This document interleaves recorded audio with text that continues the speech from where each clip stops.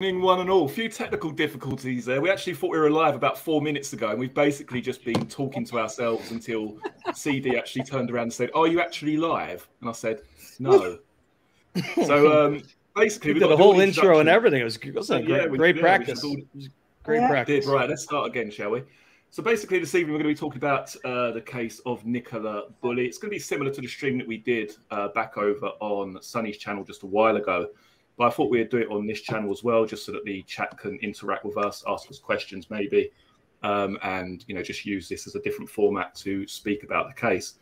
But what we're going to do first of all, as we do always, is just a quick introduction from the guests. So we'll start with you, Sunny, if possible.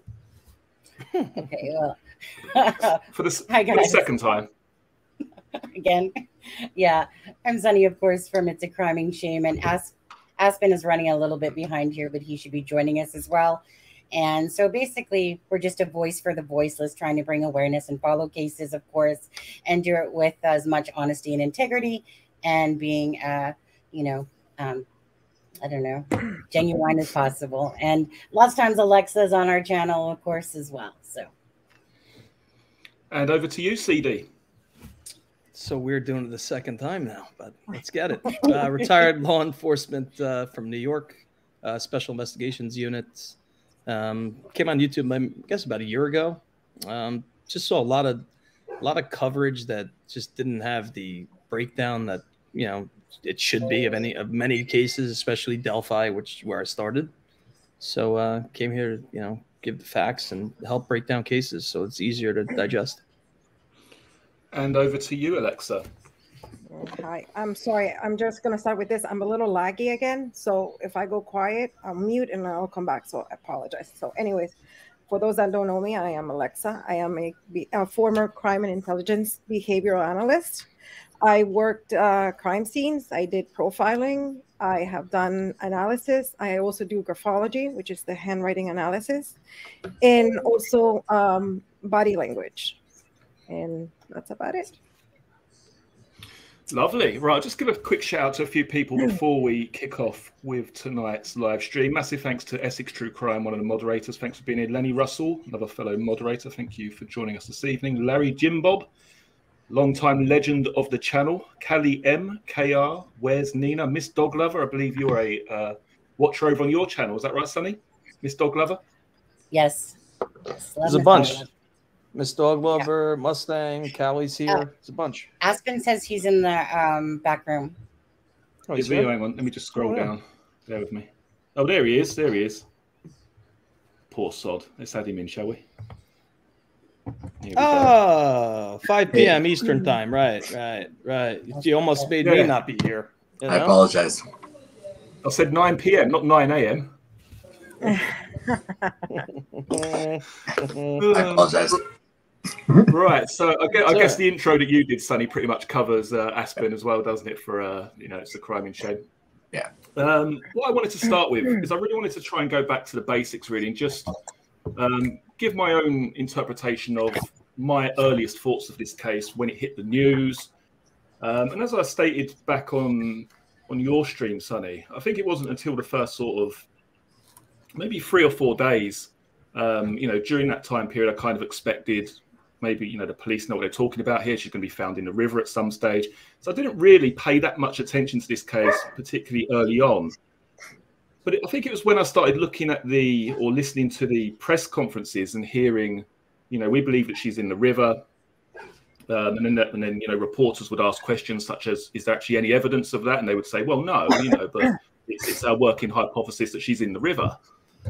And then it was pretty much when I realised that we had this sort of, this confusion regarding the roads. We had this Blackpool Lane and then the Garstang Road, and they were seeking CCTV footage from Garstang Road.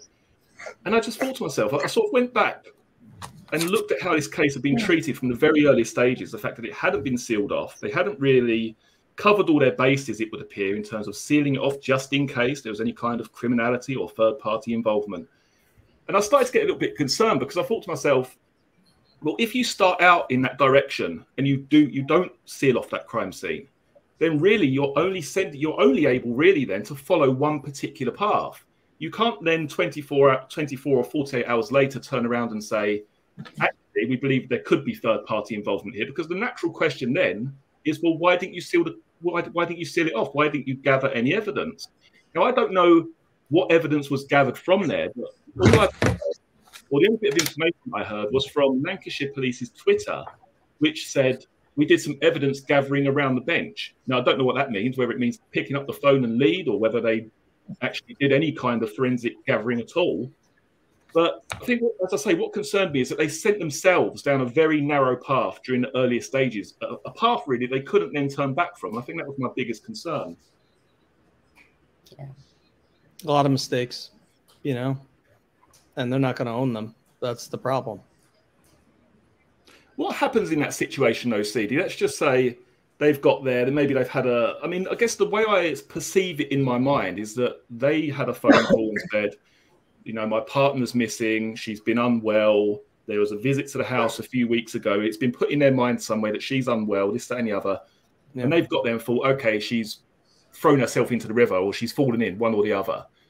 But that they haven't, I mean, that's literally what they've done, really, isn't it? I mean, they haven't. I mean, as many times as they've said, well, we're open to possibilities, that's not actually demonstrated in the way that they handled the scene from the get-go. They you know, I mean, listen, every department is different procedural-wise, but you would definitely, you know, tape off a crime scene, you know? Even if you're not thinking it's a crime in a sense, that you're thinking it was self-induced, you would tape it off and you do a proper investigation. None of that was done here, which is mind-boggling. And I mean, what would be? I mean, obviously, it might differ a little bit from the States, but what would the normal procedure be? You know, the basic procedure in that situation. The basic, I mean, one of the easiest things to do is look by the river. Are there footprints? Are there more than one person's footprints? What's there? Don't keep letting people walk around, you know, in a possible crime scene and stomp all over it. You know, you have a dog there. You had, you know, I think what was the harness was on the bench along with the phone, right? I mean, there were pieces there that need to be collected properly, and you want that collected properly and logged correctly. It just seems that everything was a disaster, and they didn't want questions asked as to what they did or didn't do. So that's an issue in itself. Yeah, I want to interrupt. Sorry, CD. I think the first thing they should have done was seal because like you guys said, they did not know if it's a crime or not. So the first thing they do here in the U.S. is police comes and they seal the area. Lockdown. Nobody's getting in until you're done. Yeah, of course. Then they call, obviously, they will call forensics because they don't know. I mean, now we know maybe it wasn't a crime, but at that point, you don't know. So you call forensics. They're not supposed to pick up the phone. They will have to wait until forensics does it. So, but I think in this case, not knowing that this was, you know, what it was going to be. I mean, you know, you got property bags, you could take it, put it in. You're doing it, with gloves on. You're not going to, you know, you're not going to tamper with it, but do it. No, but you have to put it in a bag first. Yeah, put it in a bag. Yeah, you got to do it the right way. Do it the right way. Not let, you know, people still walk around. They never lock the scene down for 5 minutes, which is alarming. What is quite interesting, I'm not sure if any of you are aware of this, but I think 6 or 7 days into the search, they did seal off the towpath. But their reasoning for this was, I mean, this may or may not be true, but in a newspaper article that I read, it stated that the police were doing this because the divers were entering the water and they wanted to make sure they were safe and, you know, the public was safe. But I thought to myself, well, if you've been searching that part of the river, surely you've already done that, you know? Why would you need to seal that area off? It just seemed a little bit strange.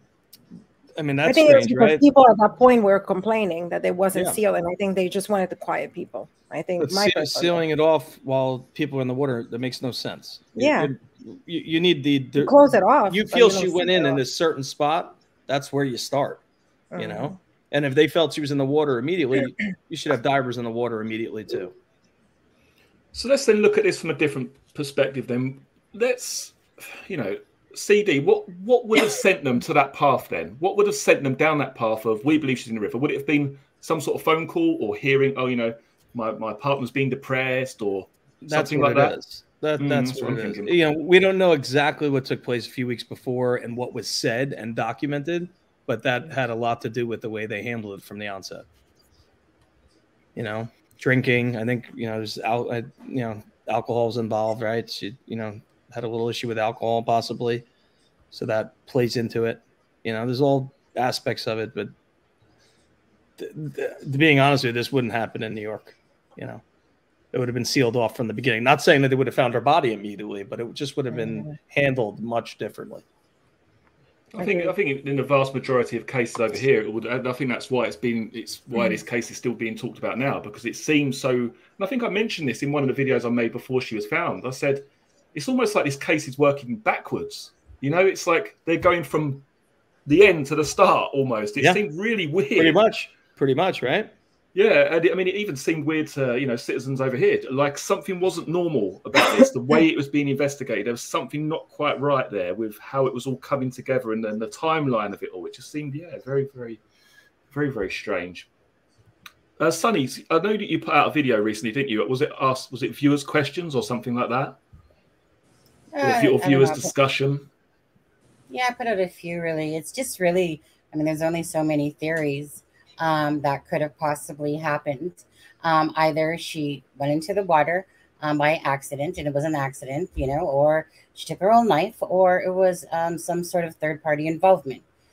So I feel, though, that if there was some sort of third-party involvement, however, that, that there would have been, something that came out to the public with that. Oh, hello, husband's home. Husband, say hello. Hello, husband. Hello, husband. Hello, husband. My husband's from Nuneaton. Yeah. Don't tell the world. John and him might have been neighbors in the past, Yeah, it's not that far away. It's not very far away. Mind you, nowhere is in this country. Oh, crud. I had something I was going to say there. Yeah, go on, Sonny. I was just going to say, I just think that everyone has valid reasons, but don't you think that by now, if there was third-party involvement, they would have been basically saying that it's deemed as a homicide by now? Do you think, or no? Because the autopsy is not due. I don't know. I think the biggest problem I have is that I see, this isn't to cast any shade on anybody else or whatever, but what I find difficult is listening to videos where people are saying, I don't believe she was suicidal. I don't believe she would take her. Like, not being funny, we've got no idea what her state of mind was. We've got no idea. And I'm sure supposedly that morning she was very normal. But I'm sure that's what I was going to say. I'm sure Alexa will back me up here when I say this. A lot of people, when they have decided that they're going to take their own life, there's almost a sense of calm about them. They may be a bit more organized. They may, because it's almost a weight off their back before they actually carry it. And that's actually quite a familiar thing, isn't it, Alexa, I believe? And if you remember, that's exactly what the husband said, because the husband said that everything in that morning, that he remembered a red flag, that everything in that morning seemed more calm. Usually everything was chaotic, it was running around. And they said that particular morning, everything was calm. The breakfast was already ready. There was no chaos. And I think up to that point, I always believed maybe there was something nefarious going on. But when he said that, I was like, no, I think it was her. I think she had a plan. I think it was maybe her last, it was the last impression that she wanted to give, especially for her daughters, that morning everything was calm. And I think that's what indicated to me that she had this plan. Possibly at home, but I think outside the home she would be different. She would have that. They have a stare to them. There's a blankness. There's a empty. You're not going to carry on a conversation with somebody at the school, another parent of kids. Right. That's normal. It depends if they have a psychotic, because sometimes don't forget they can have a psychotic episode, and we don't know if she. I honestly, I agree. I agree with you. But if they're having that episode, they're not going to be totally normalized. Making breakfast early, doing that. I don't know. I've seen people, I have seen people that act normal and then they have done it.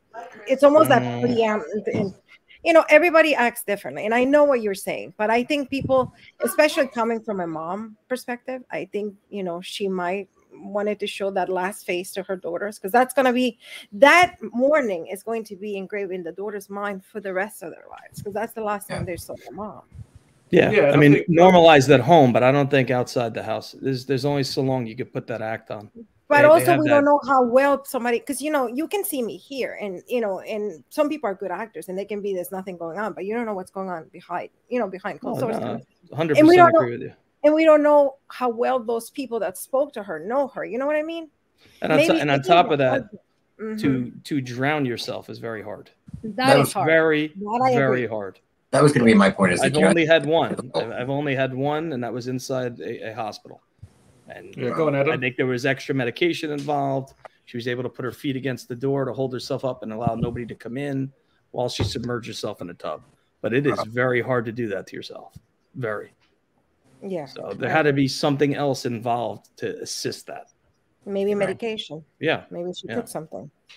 Yeah. And that wouldn't be a quick process either. And that's I think that the dog would have been making such a commotion. But I mean, again, we don't know. So I mean, anything is possible.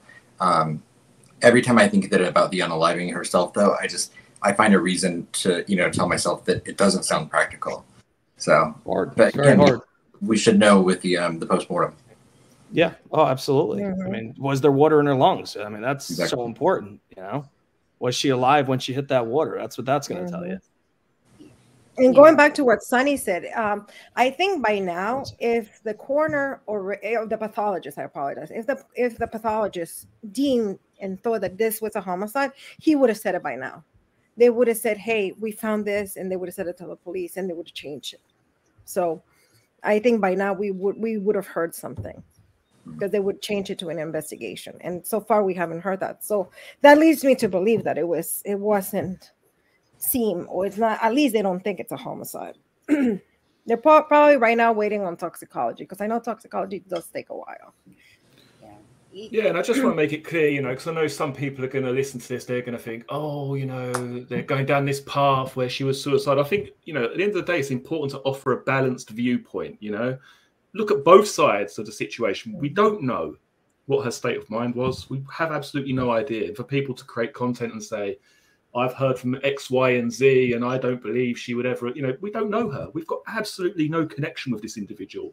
Maybe even the people close to her did not actually truly know what was going on. But again, that's not to say categorically that she took her own life. It's just, as I say, offering a balanced viewpoint and looking at that as one of many possibilities, I guess. It's actually the family that made it seem that way, to be honest with you. It was the family that said that they didn't believe she was in the water. So if she's not in the water, that means two other things could have happened. A third-party abduction, three at the time, but one take back, because obviously they found her in the water already. So that meant that either she took her own life or there was a third-party involvement if they did not believe she was in the water. There was literally zero, nothing to say that this was an accident. Not to say that it's not plausible or possible, because it very well could be a freak accident where they just literally could not find her. And they just literally messed up from the start to the finish of it, because they did not find her. But the family is the one that came out and said that they did not believe that she was in the water about the morning that Paul had said about that everything was already ready, about the fact that the sister and the mom and father did an interview, and the sister literally basically looked at the camera and said, Nicola, if you're out there, and you're watching this, please come home. And then the vulnerabilities to top it off. That's exactly. So they thought they were suppressing the drama of the social media and stuff like that. They should have never have ever put out the fact of the alcohol. That was none of our business. It never should have made it. They should have used common sense, but that only added to more speculation. So all those things right there from the family is all what made it seem like, perhaps, and the January 10th thing, perhaps, even though with that included or excluded, whatever. Bottom line is it's a family that actually promoted an Emma White and saying like basically there's nothing to go on. They got zilch for a hypothesis of her having an accident. So, we need to start looking at these other things. So hence why the unaliving herself. Is it possible still? Absolutely. We don't know. And so until we hear the autopsy or results, those speculations are still on the table, really. But I still think that the homicide one, or if it was a homicide, that by now that they would have come out with something about that. That's my guess. Accidental. If you fall in, you're falling into inches to a foot, right when you enter. So that's kind. I don't know. Let me just interrupt you there, CD. And this is why I'm doing this stream. Is because to me this case is a riddle. This is exactly why I'm doing this stream tonight. Is because if it's an accident, I can't see it. I just cannot see it. It's hard to be accidental falling in to where she supposedly entered. Yeah. Even if you fall on your knees, I mean, you're knee deep in water. Stand up. You know what I'm saying? Let's just say it was an accident. It's going to most likely be somewhere in the vicinity of where her items are, isn't it? Logically speaking, if it was an accident. Absolutely. So I cannot for the life of me. That would be your triangle of entering the water. There would be if you take the point of where the bench is out, you're going to be in the vicinity of this spot here, somewhere within there. And it was shallow when you would first enter there. It's hard to digest. It really is hard to digest. So that leads me on to another point. Sonny, I think you might know a little bit more than I do about this. But you know the psychic guy that found the body? Yeah. Did he not say that originally he saw the body floating down the middle of the river? Is that right? Correct. Well, basically what I remember reading was that it was a quarter of a mile before the body was found floating. It was floating a quarter mile down, and basically they were following it. And that just makes me wonder, like a quarter of a mile again, closer back to the bench area. And I know that they had some sort of. Go on. No, I mean, if you look at Google Maps, it's way past the weir still, and it's about it's about just under a mile probably from the bench area. Going by what he said, if he said a quarter of a mile, and she was just found a little over the mile marker, so that would kind of be in that probably like 0.8 somewhere 0.9 area prior, so way past the weir still. But how can we, if that is the case, and the body had surfaced a quarter of a mile before it ended up in the tree, area, how has that been missed? This is what I just can't get my head around it. I can't understand. Like all this extensive searching, it's not just two men and a dog in a boat. They had helicopters, drones, underwater, bloody cameras. They had literally everything at their disposal, and constantly searching that stretch over and over and over again. And not found. I don't know. Well, and also if it was an accident, I mean, how many days was it? 17 days, or how many days was it before she was found? Was it 23? 23. Yeah, she was found on the 19th. So if when they spotted the body and they followed it a quarter of a mile, until the body was recovered. I mean, so it took 20 some days for it to get less than a mile, and then in that short span of time that they were following the body, it got a quarter of a mile. Like, I find that interesting as well. So I mean, it was probably high tide. It was probably the high tide, like people are saying that it was high tide. Probably her body was caught up in some sort of reed probably before that, and it ended up dislodging itself. And then, but I'm just, regardless of the fact that I think that it still could be an accident, that there was no slip marks, no nothing. She could have literally lodged over, hit her head and whatever. But according to Peter Faulding, that if that happened, she would have just drowned right there and then. That's what makes this all hard to believe. They literally have a big fat zero of what they literally could tell the public about her being an accident. Even though it very well could be, they had nothing at all. Zip, zero, zilch to show for it. And hence why the speculation, because obviously if they have all this great equipment and they got all these people looking and all that, and they keep going up and down and they still can't find her. And dude, you got this stuff, this sonar, because I know from AWP, with the underground water sonar going underneath. Okay, if she was somewhere there, he should have found her. Like he said, within the first day. Couldn't find her. So it's either a freak accident of nature and their work, like all the equipment in the world, didn't find her.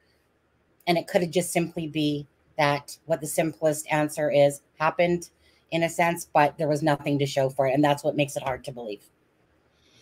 CD, am I right in saying that particularly in a stretch of water like that, when a body drowns, it just goes to the bottom, doesn't it? It doesn't float down the river. You know, it doesn't. It pretty much sinks to the bottom.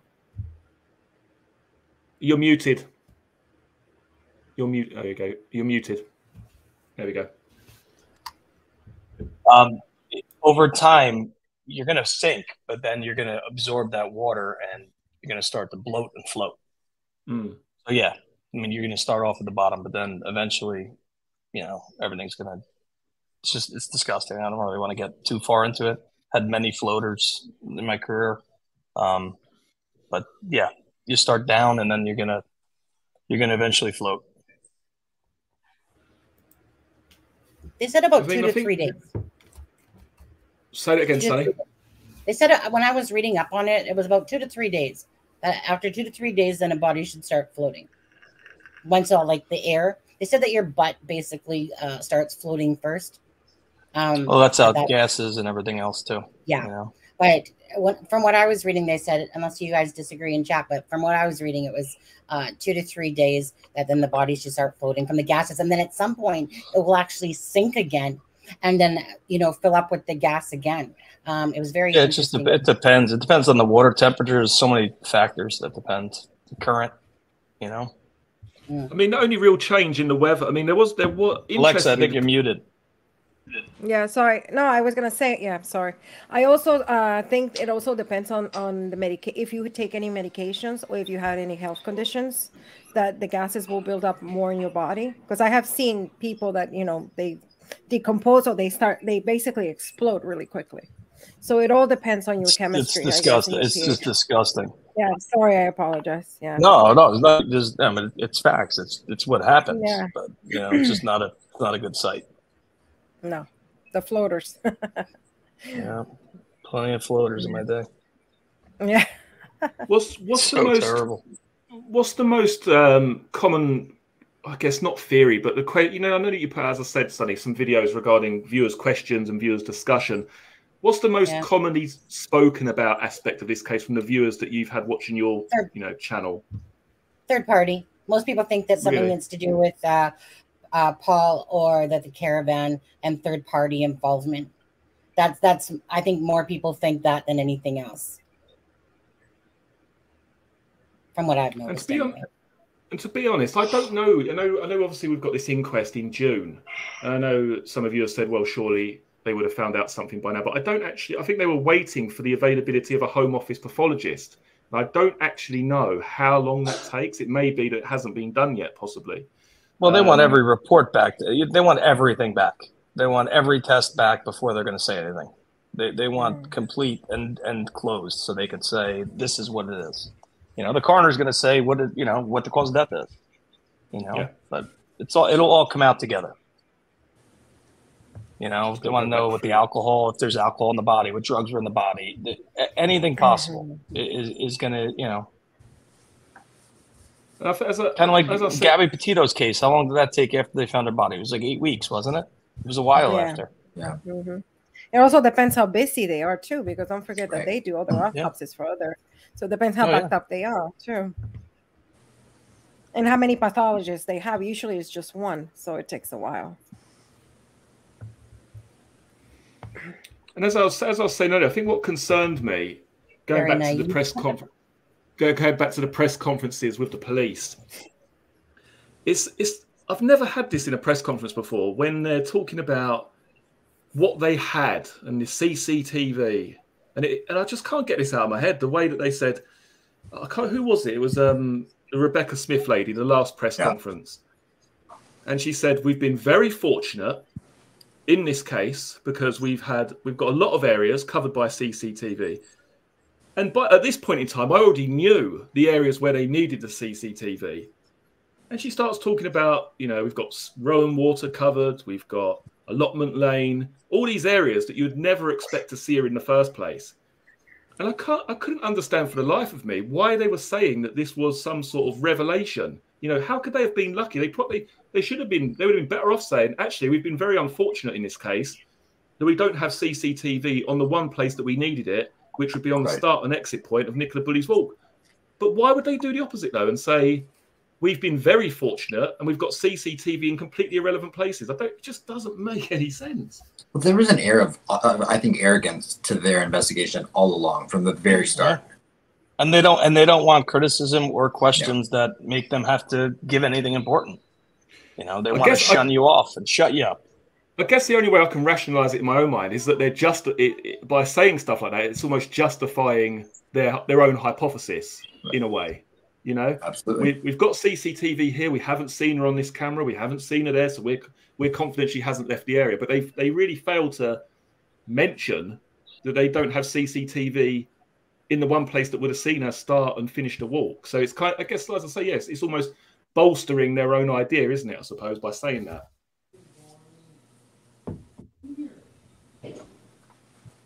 Oh, Alexa's gone. Sunny's disappeared. Sorry, my husband brought me home lunch. Always, of course, at the wrong time, but the French fries are good when they're cold. That's Steve Austin, 316. What a guy. Yeah, I know. There's nothing worse than cold French fries, okay? Gotta keep them hot. Just give a few shout outs while you're here a minute. Rockin' Chick, welcome to you. Micah or Mika, Jill C, Jamie, Lun, the greatest. Ernie Boyle. It's hard keeping up with this chat. Chat's exploding. Jim Devlin, welcome to you. Yeah, the as I say, the Nicola Bulley case just still seems to be talked about a lot, even though in this country it's completely and utterly disappeared from newspapers, from literally everywhere, apart from discussions online. But as I say, I mean, I wanted to do one final live stream, particularly to get you guys on this channel, so that we could have a live discussion about it on this particular channel, and yeah, just really talk through some of the things that don't make any sense. I mean, some people say, well, I believe it was either an accident or she took her own life. But as I just said earlier, I haven't been able to formulate a way in my mind, based on where those items are found, how this could have been an accident. So in that case, she must have left the area. In my mind, she's either gone over the little sty part and entered before the weir, which I would find difficult to believe because she would be passing under that footbridge. Potentially, would you really want to be doing that if you were taking your own life? Would you not want to be somewhere a bit more secluded, possibly? So if she did leave the area based on where she was found, why hasn't anybody seen her? Why has there been no dash cam footage? Why has there been no eyewitness accounts or someone seeing her cross the road or walking further downstream? Just as I say, the whole case at this point, at least for me, is just a little bit of a riddle. Oh, your friend's here? One sec. My son's little friend is here. Be right back. Oh, no worries. I'm just going to catch up with some of the chat. Bear with me.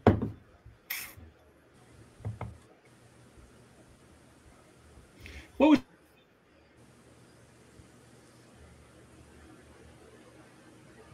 John, did you freeze? Oh, I believe he did. I think he did. Let's party without him. Okay. No worries. This. Okay. So, Alexa, what are your thoughts on all of this, actually?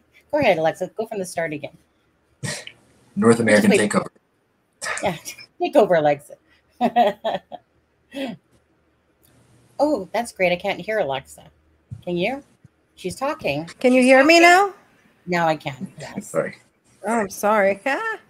No, I said I honestly believe that she killed herself. I think she had some kind of episode and she killed herself. I mean the only thing I have trouble reconciling with is the power that would take to drown yourself, because then your limbic the flee or flight system won't kick in, and how hard it would be. So I'm thinking maybe yourself, right? I know. So I'm thinking either she took medications, or maybe she drank, because I don't think a person with her 5 senses could do that. It would be really, really hard, physiologically speaking.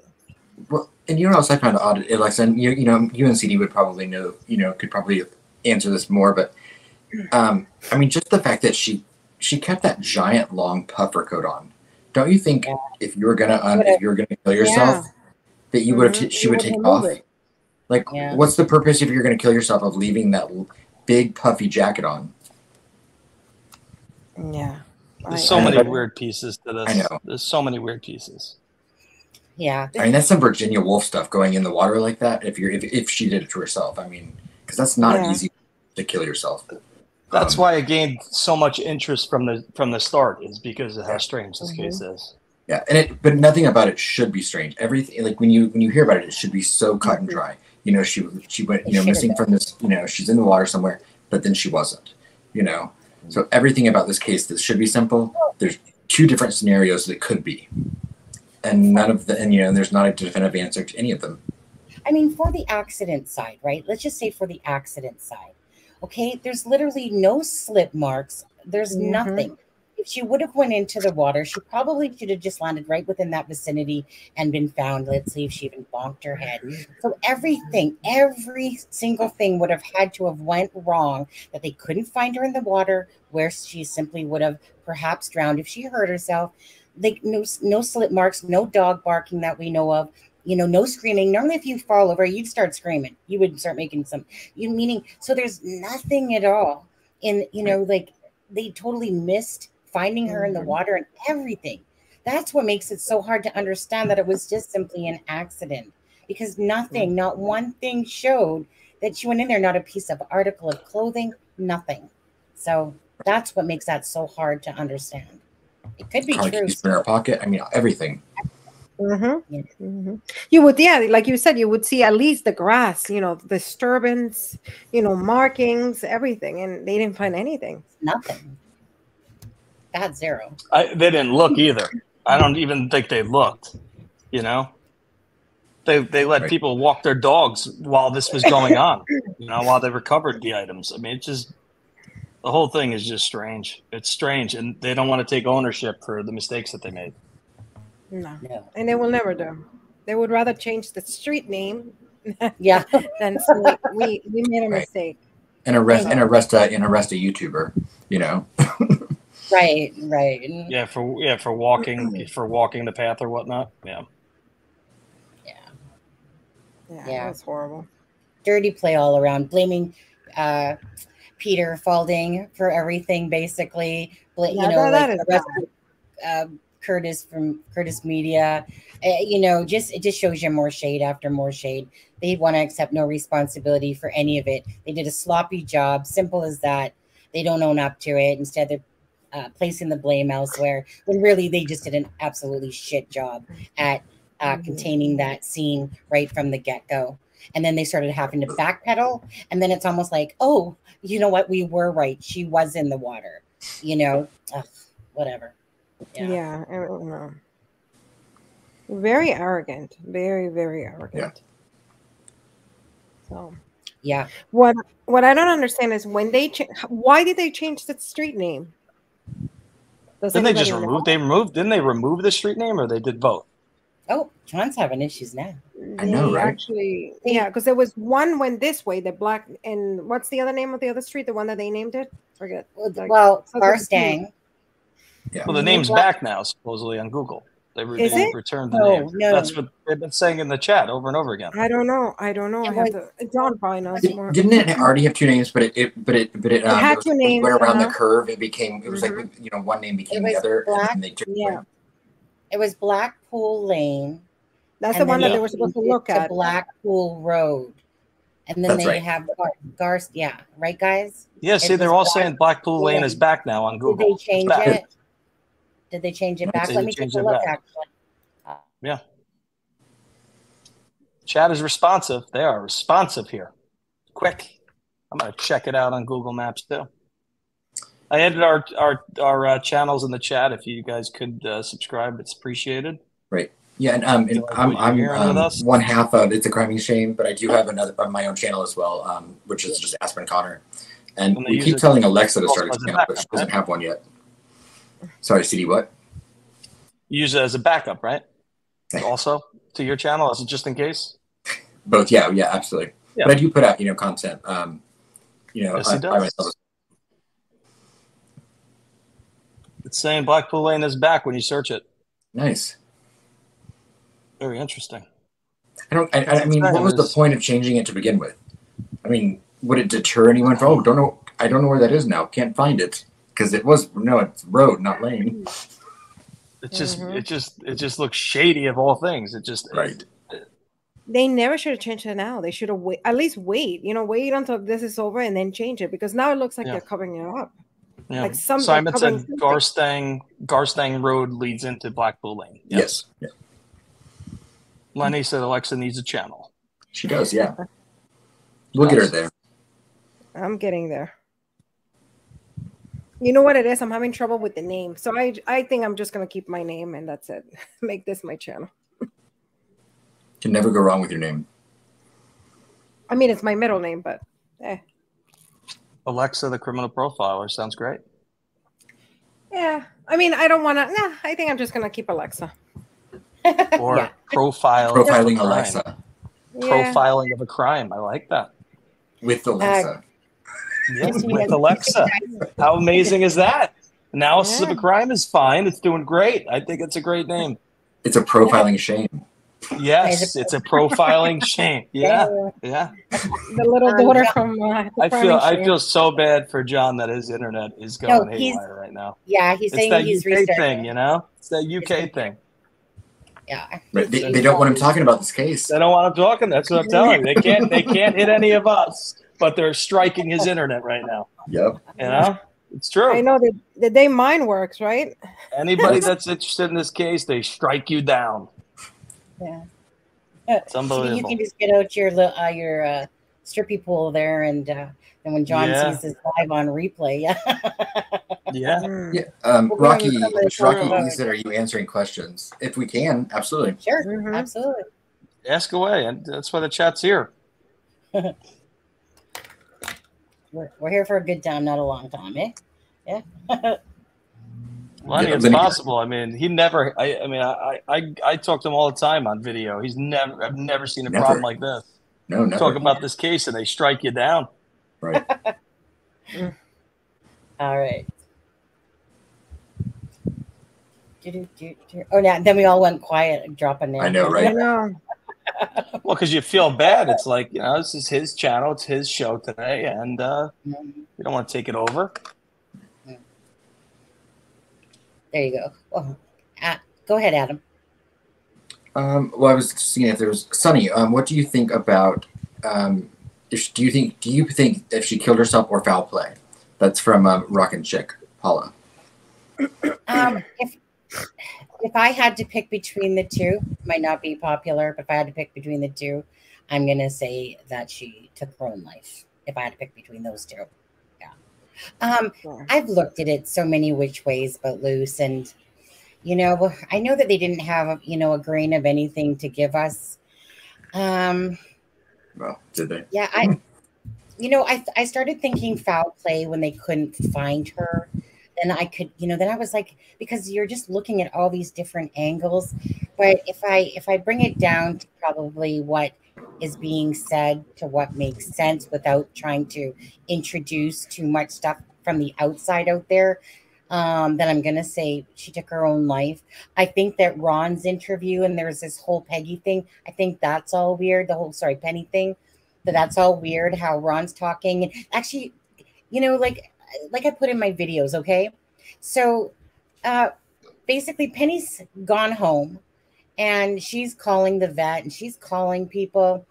And, then Ron's talking in his interview saying how he tied up the dog. But in articles, it's saying how Penny tied up the dog. And Ron's saying that Penny's talking to his wife, who said tie up the dog. There's a lot of inconsistencies there, and that's what makes it so hard.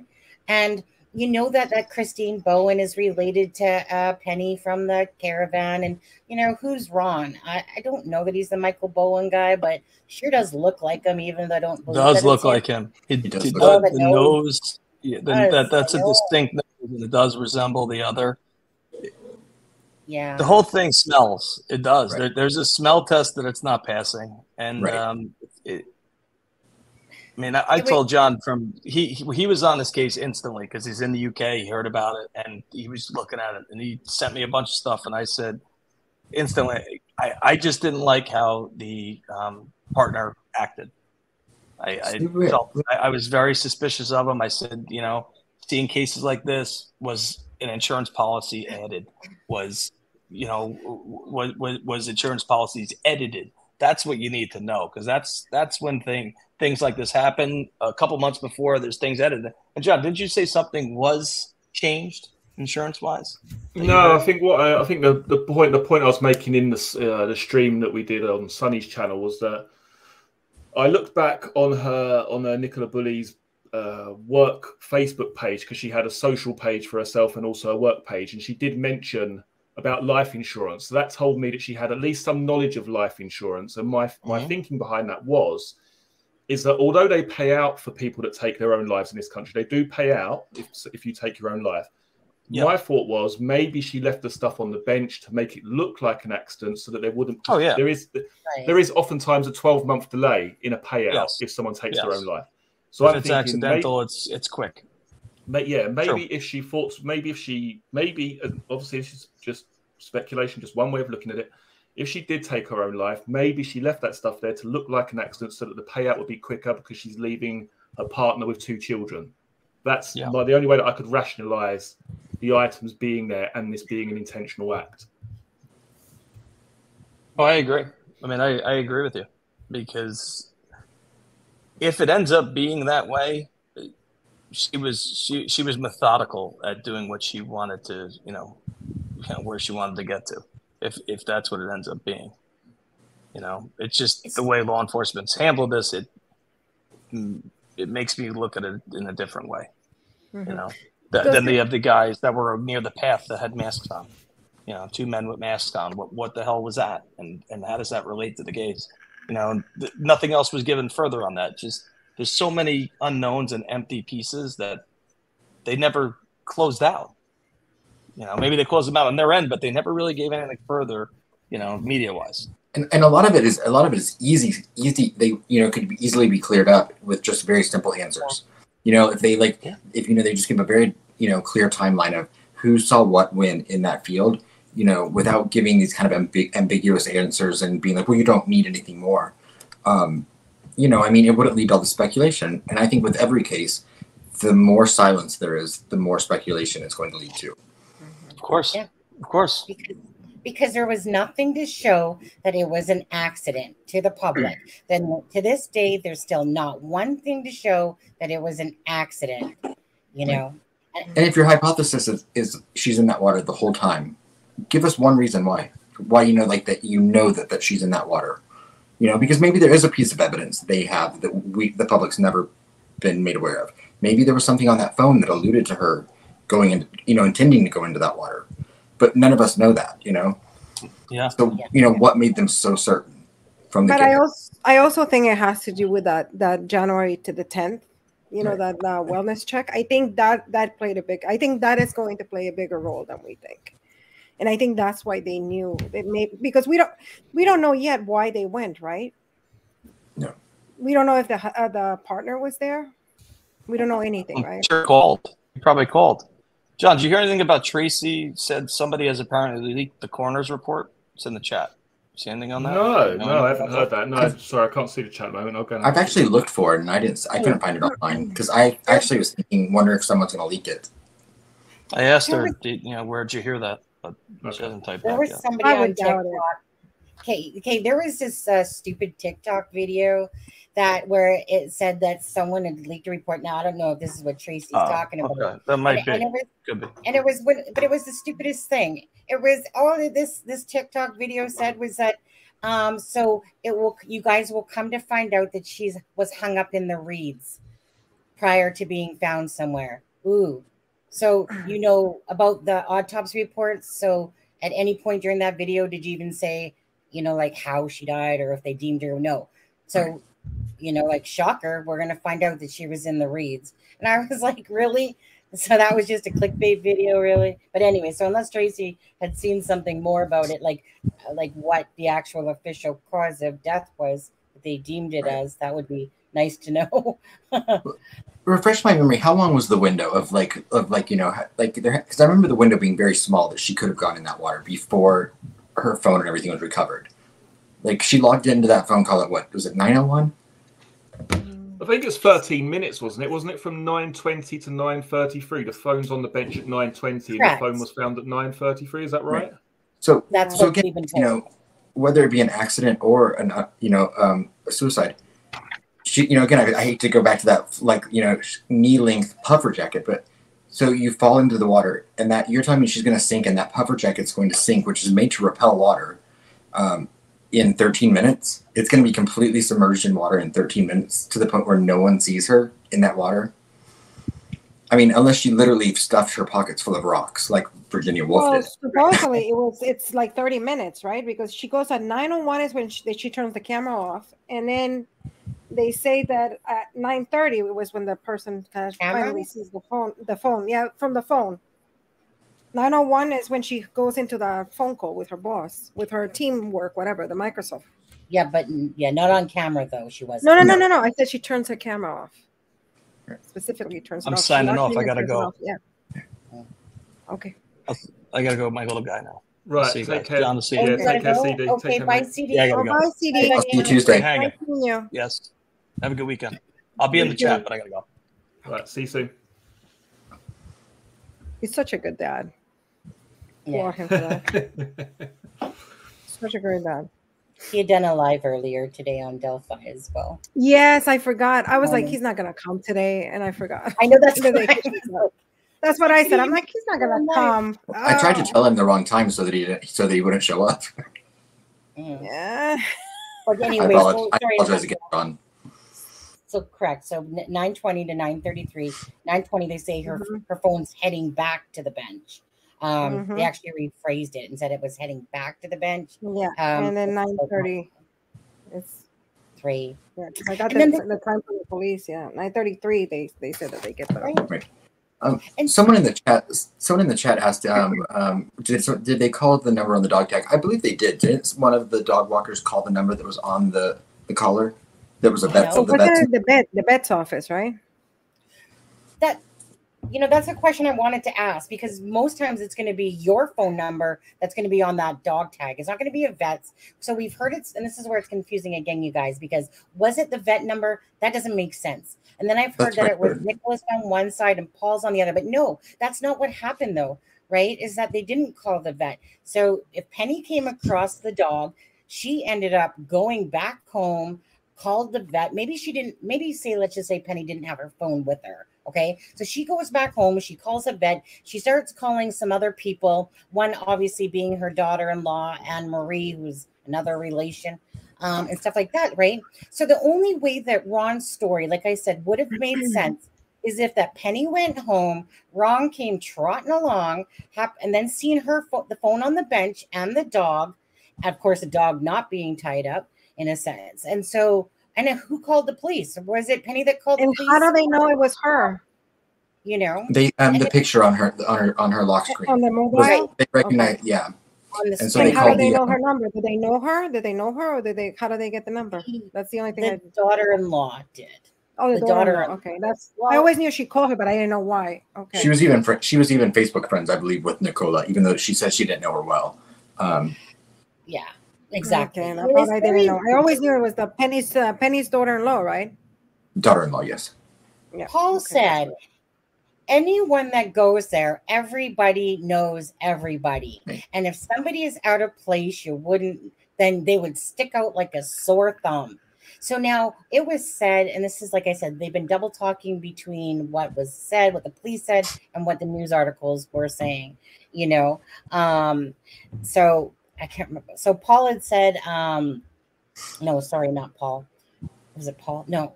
Oh, sorry, guys. I lost my thought on that one. Shit. Peter? No. Peter Falding? Ron? No. What was I just talking about? I'm sorry, guys. It's like got sidetracked when I was. You were talking about the people that were there. It was about so Penny, right? Oh, so the only thing that would have happened that Ron could have came by, because Ron distinctly told you guys, right, in that video that he did, Ron wasn't even his real name. Who knows what it was? They could have made it up. Roger, Ron, Michael, whatever. That he was walking towards the red building. He goes, I got about to the red building when I thought something was wrong, And then so I went back. So that means that he would have had to have come in through that kissing gate area, right? He wouldn't have come from the upper field or whatever, because so that's what's so weird. So in order for his story to make even any sense, that means that when Penny left and went home to call the vet, call whatever, that Ron would have had to have come along after that and then be like, oh, that whole part doesn't make sense to me, because it's not, it's Ron's saying it's so that it's none of it makes sense. So who found the dog? Some people believe that Ron found the dog. Some people believe that Penny found the dog. Saying that, pardon? I think multiple people found the dog. Sorry, the dog in the phone, right? But Penny was the first one that supposedly found it, according to the police and according to the articles. But then you have some articles saying that Ron was the first one to find the dog. Now, Ron obviously must have been near Anne Marie. But why didn't, say, Penny call Anne Marie and say, you guys taught the dog? Why did Penny then have to call Ron's wife to say, don't forget to taught the dog? It doesn't make sense. Very busy. There's so many inconsistencies, because I saw one interview that actually said Ron was the one who found the phone. And I was like, I'm pretty sure it wasn't him. It was the other lady. It was Penny, the one who found it. So they changed everything. Yeah, I think it was Penny. And that was another thing. Some people say it was found on the floor. Other people said it was found on the ground. Right. And that would have been a big thing too. If it was found on the floor, it would have been, very important. Yeah. And I think what you're also alluding to there, Sonny, is the fact that the way that Ron is describing it is that he says, I got to the red brick building and thought to myself, well, that's not right, which gives us the impression that he must have walked past the items to have that thought. Right. Yes. Because you're not going to have that thought from 20, 30, 40 feet away looking at some distant items on a bench. Right. You're going to have that thought if you look at them, think, and then walk past them and then think, oh, that's a bit strange, and then turn around. So he's giving the impression that he's seen them, walk past, got to the red brick building, and then had that thought in his mind. That's how it's coming across. Mm-hmm. Yes. Oh, I thought she went to the I thought somebody went to the bathroom. And then I got to about the red brick building, basically, and I thought, something's not right here, And like I said, it's very kerfuffled. And again, so they have nothing to show that it was an accident. It's all kerfuffled about Penny, Ron, and the story from the newspapers to what's coming out of the police mouth and everything like that, And why did it take so long? So if Penny called the police, like was said, so then why did it? Paul said he called the police at about 1:45 on his way to the park. So if Penny would have called the police, then obviously the police would have been there a lot sooner than when Paul, because that was like, what, an hour later? So I don't know. Right. I don't believe she called. No, I don't believe so either. Penny? I think Anne Marie called.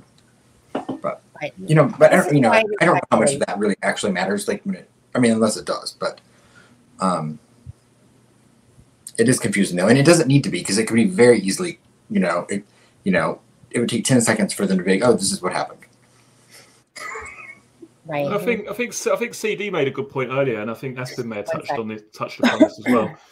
Is that when they're talking about the red van or the fishermen, the people that were hiding their faces, it was almost as if in those press conferences they were kind of like, oh, look at these stupid eyewitnesses we've got here. Oh God.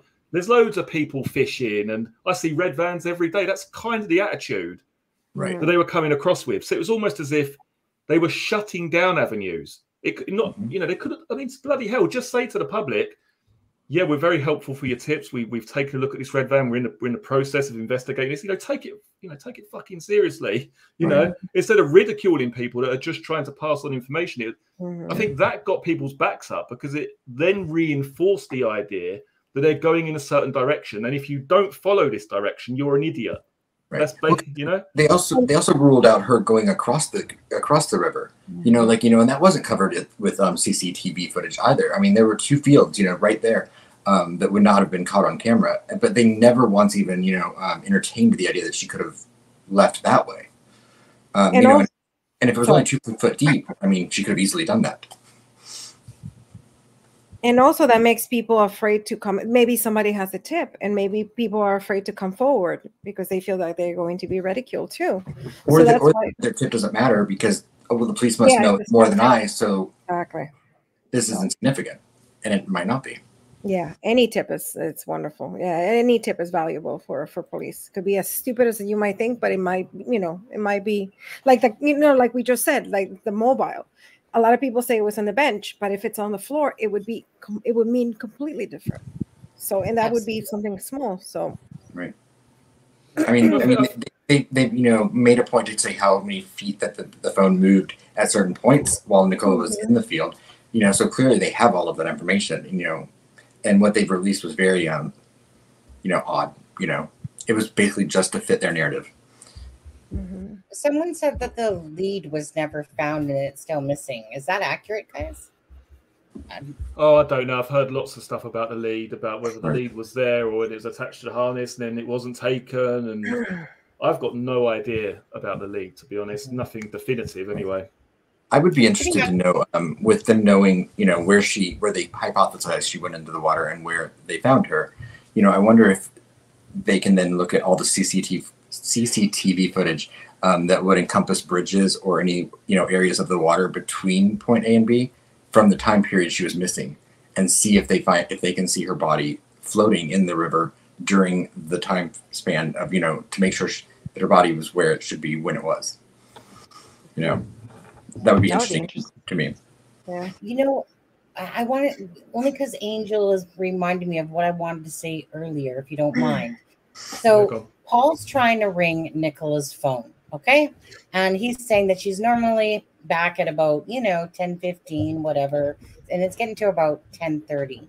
And so he's trying to ring their phone, or the phone. So what? So nobody had the phone in their hand and answered it while they were standing there looking at this phone and dog, for all the times. That's another good point, isn't it? And I think I'm not sure who this was who made a video about this. I think it was some channel called Eddie's Vinyl Break, I think it's called. But he said, usually when people have been together for a long time, they have a kind of like a pet name for their partner, or like lover or husband or baby, whatever. So you would have thought that it's going to have something on that phone that should tell them they need to answer that call. Or it's someone that's known to the person who the phone belongs to. But nothing was mentioned about that, was it? Nothing at all. Mm-hmm. No.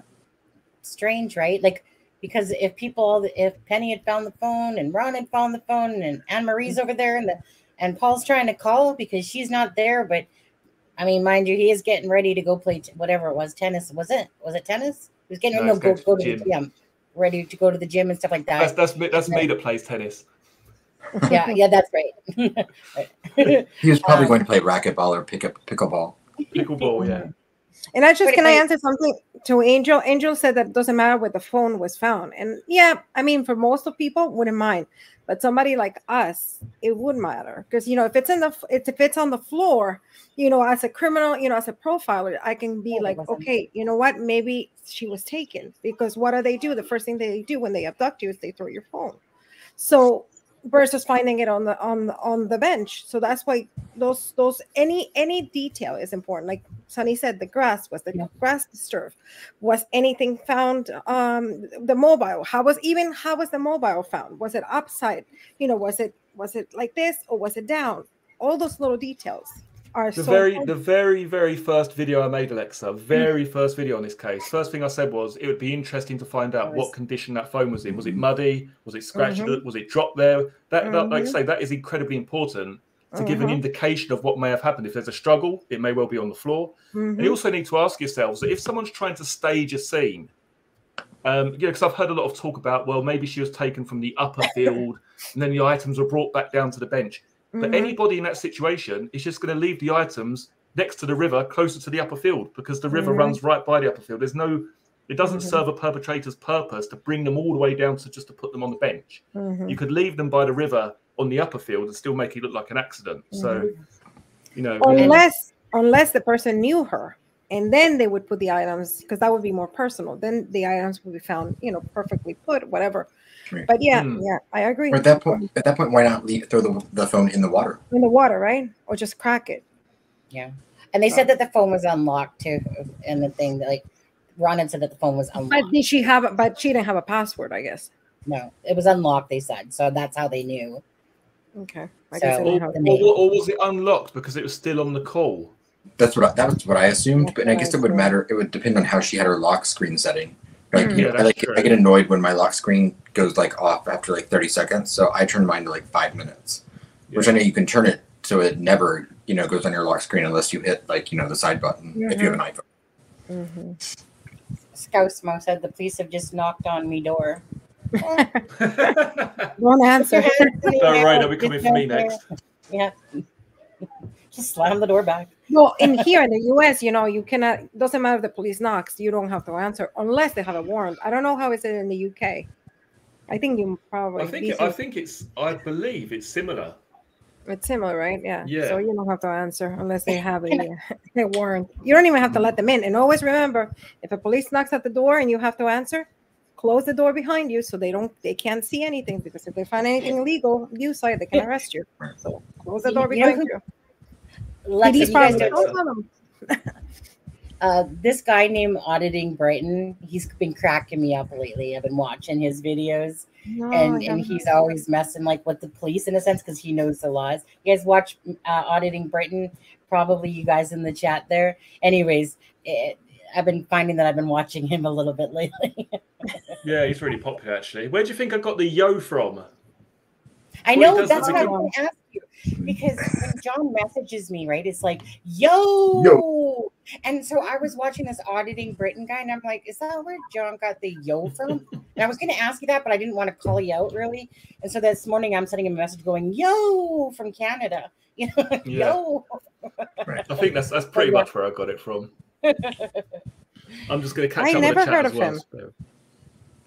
No, it was only because I was on Curtis Media, and Curtis Media gave him a shout out. So I decided because I never heard of him. I was like, well, because I always hate it when it doesn't matter when you're in the law enforcement, but I regardless of what business you're in, anybody that tries to bully other people and use their, the superiority over other people for, what I mean, just to bully them around in a sense, ticks me off to no end. Yeah. You know what I mean? Like you said, if there's laws and you have rules, then follow them. If they don't have, if he doesn't have to give the information and they're trying to bully him, I will not stand it when anyone does that, tries to bully people into.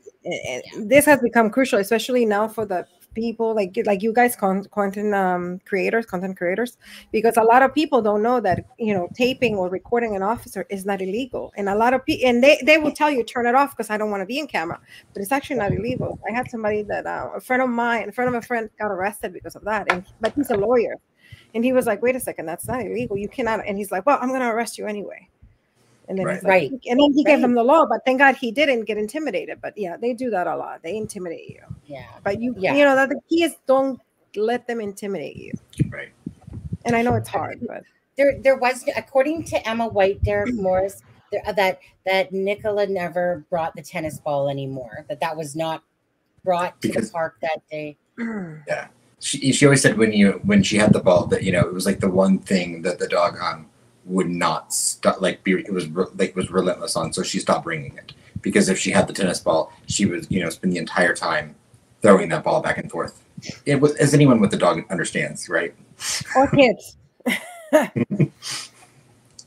what do you think of that though? I mean that Christine Bowman is related to Penny, and Christine was the one in the red jacket that said that they had asked her about anything that happened that day. So why were they looking for her on the news? Because she had already told them she didn't see anything. Then you have some lady in a pram with a kid. And then you have this Ron guy, you have Penny, and then you have that guy that's talking about the style that he goes, from Curtis Media's video, there's that one older guy. So if this one older guy is sitting there saying, hey, it wasn't the gate to the bench that the dog was running between. The dog was trying to get over the stile. And then he says that there was these people from the mountain, whatever, in red jackets coming through the fields. So then I started thinking, well, dude, are you the guy with the white fluffy dog that was in the upper field? If you're obviously seeing this. Yeah, there's a point that I can't seem to formulate the right words to explain what I'm thinking when I talk about this. But I'll try again. So you've got this lady with the red jacket, right? And they believe that she has seen Nicola. She then says, I haven't seen her. So then I'm wondering in my mind, is there something off with the timing here? Because for some reason they believe that there's a very good chance that woman with a red jacket could have seen her or should have seen her. So maybe she just didn't, maybe. Or maybe I don't know if I shouldn't say this, but maybe she was not saying she wasn't there, but I'm curious why she didn't see her. Because they clearly believe that her being on the CCTV at a certain time meant that she should have seen her if Nicola was where she was supposed to be at a certain time. Does that make sense? Yeah. Yeah, the time was very rushed, though, because the camera shows at 8:26, Nicola starts to get into the car. Obviously, she didn't leave in that second. So even let's put it at 8:28 that she actually leaves her drive. Now, it takes about 7 minutes, according to Google Maps, to get to the school. So let's say that that's 8:35, but that's just if everything was perfect. It probably took a little bit longer. Then she would have, the kids would have got out of the car. The police had said that she had talked to a couple people at the school. Pardon? Was it like 8:50 that she spoke to people at the school? No. They have her on the lower field at 8:47. They have her walking on the towpath, basically arriving at school at 8:43 on the towpath, the footpath at footpath and towpath or whatever at 8:43. But meaning that would have just had to be like boom, boom, boom, boom, boom, because there's no way you can drive your kids about 8:28. Get there for like say 8:40 that you still gotta have to say goodbye to your kids, give them a kiss, talk to a few people there. Then you're like boom, boom, boom. Like how long does it take to get from the school to the lower field? I can't remember how long that was. But I'm only guessing, but maybe 7-8 minutes, possibly, maybe 10, maybe. I mean, that's just a pure guess, but well, that's what I mean. And she wanted to be logged into that phone call. She wanted to be logged into that call. It's just everything seemed too rushed for time that you would have had to have been going at like warp speed for everything to happen as fast as their times were. So that didn't make sense to me, knowing full well that the time on the clock from that morning it was 8:26. And again, that was just her getting into the car. So it was still rolling past that, obviously. So it just the timeline seems too crunched to be that. Yeah, you bringing that up has made me remember how that all ties in with the lady with a red jacket, because for the first 7 days of this investigation, there was no upper field. There was no upper field. Forget the man with a white dog. He's not even there. The last known sighting of Nicola for the first 7 days is on the towpath. And then as soon as that woman is identified, it changes. For whatever reason, it then changes to the upper field at 9:10. And then the police then make a monumental balls up by seeking dash cam footage between, 9:10 and 9:15 when she's in the field. She's in the field. The bloody phone doesn't make its way from the upper field to the bench until 9:20. And they're seeking dash cam footage from the road at 9:10. It's just, I don't know. I mean, they could change the road names if they want to tie in with their press conferences, but there's no way that they can erase the fact that they actually sought dash cam footage from the incorrect time. They can't, they can't get past that one, I'm afraid. Do you have any thoughts why they changed the name of the road? Because that seems very suspicious. I can't. I mean, I don't want to say that it's been changed on purpose, but the way, I looked at it on Google Maps and it said Blackpool Lane up until the bridge, over the bridge, and further along. It was all Blackpool Lane. And I kept saying it's Blackpool Lane. Some locals were saying, it's kind of known as Garstang Road. But my point was, if you weren't local and you were using the sat-nav that day, you're going to think you're on Blackpool Lane, not Garstang Road. That was my issue. And then Sky News on the 3-week anniversary, just before they found her, said, okay, and this is Blackpool Lane. This is Blackpool Lane, very busy road. They're looking for dashcam footage here on Blackpool Lane, which they weren't because they said Garstang Road. And then I don't know when it was, like a week ago, 2 weeks ago, the bloody name has changed to Garstang Road. But on OS Maps, which is the Ordnance Survey website, which is probably just as qualified as Google Maps, to be perfectly honest, that is still listing it as Blackpool Lane. So make of that what you will. I think that makes it suspicious, even though it might not be suspicious. You know what I mean? What's even worse about it though, Alexa, is the fact that on Google Earth Pro you can go back and look at historical dates. Yeah. And all of the historical dates from 2015, 2011, 2019, all the way back to 1980, Garstang Road. Not even any mention of Blackpool Lane. It's been completely and utterly wiped away. Really? Even the historical? That I did not know, because I watched your video. And why? And why? Yeah. I mean, it makes me feel like I thought to myself, am I going bloody mad? You know, I'm sure it was Blackpool Lane. And then someone else said, oh, no, I checked it myself, and it was definitely Blackpool Lane when I looked. And yeah, even historical data, because you can jump back like into the early 2000s, 2015, all the way back to 1985, I think it was, or 83, and nothing, not a single mention of Blackpool Lane, all Garstang Road now. And I wonder if that coincides with this investigation going to the College of Policing. And it's all being investigated. They're looking into it, and you know how this case was investigated. And it just seems weird that the bloody road names changed. Timing. You know? Well, can I say, John, that I'm on. See, I always use Google Earth Pro, right? So I'm sitting there on it now, and I just reopened it up, and it literally has Garstang Road and Blackpool Lane in the same area. But is that Blackpool Road or Blackpool Lane? Well, that's just it. So I have it open right now. It says Garstang Road, and then it says Blackpool right behind it. When the other day, like, meaning, do you know where the school is, right? So if you went right, Hall Lane, that's on it. Yeah, they literally changed it, like, because I'm looking at it right now, and literally in that. So here, if the school is say here or here, no, okay, hold on, whatever. It's hard to do it on camera. It's here, and if you went right, instead of going towards the towpath or footpath, and you went right there on Google Pro right now, it's saying Garstang Road right there, and it's saying Blackpool Road right behind it, like meaning in the same little stretch. And I'm like, come on, people. But the thing is that there must have been a link with Blackpool Road, even Blackpool Lane. There must have been a link, because in the press conferences, one of the ladies said Garstang Lane, because they're thinking Blackpool Lane, and the other person saying Garstang Road. So it's like, Angel, there is a Blackpool Lane. There must have been, you know, because there is no Garstang Lane in the first place. So she meant Blackpool Lane. But it's just a bit weird that they've now, you know, they're investigating the investigation, and the road name has miraculously changed. It's honestly, it's crazy. I'm looking at I'm looking up the laws in Britain for changing a street name, and you know, it says that it says it's very complex and archaic, but I mean, the first thing it says is that at least 1 month public notice must be given before it's even considered. So I wonder if anybody got a notice. It might be interesting to ask people, local people. I mean, the Ordnance Survey website, which is I think it's OS Maps. I mean, they do all like the official walks, all the official maps for like walking routes and all that sort of stuff. That is still saying Blackpool Lane. That hasn't changed. And even a reporter for Manchester Evening News, when the day that the body was discovered, he said, "I'm on the junction with Rawcliffe Road. I'm on Blackpool Lane at the moment." And all that road is now Garstang Road. And even that guy said, "I'm on Blackpool Lane." And he's a fairly local reporter.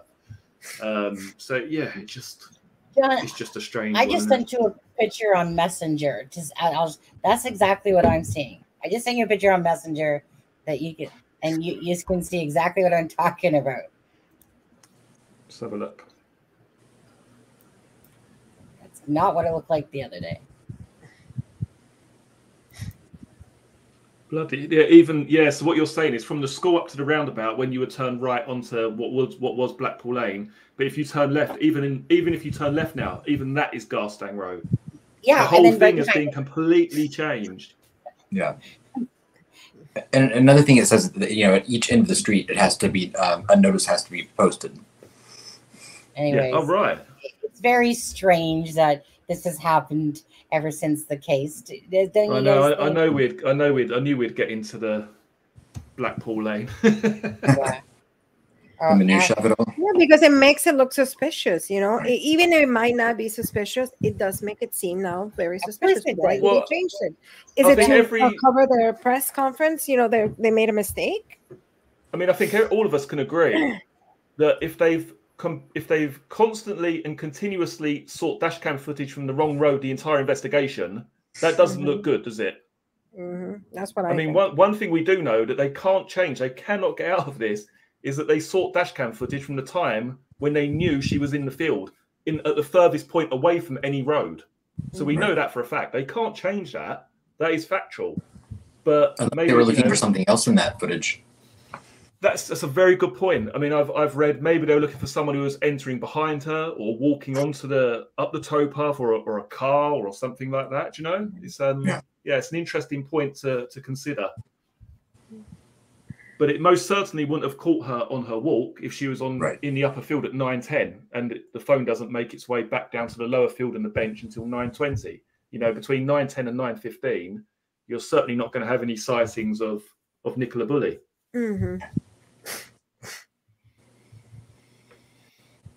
It's a strange one. I'm just going to catch up with the chat quickly while Sonny's vaping off there.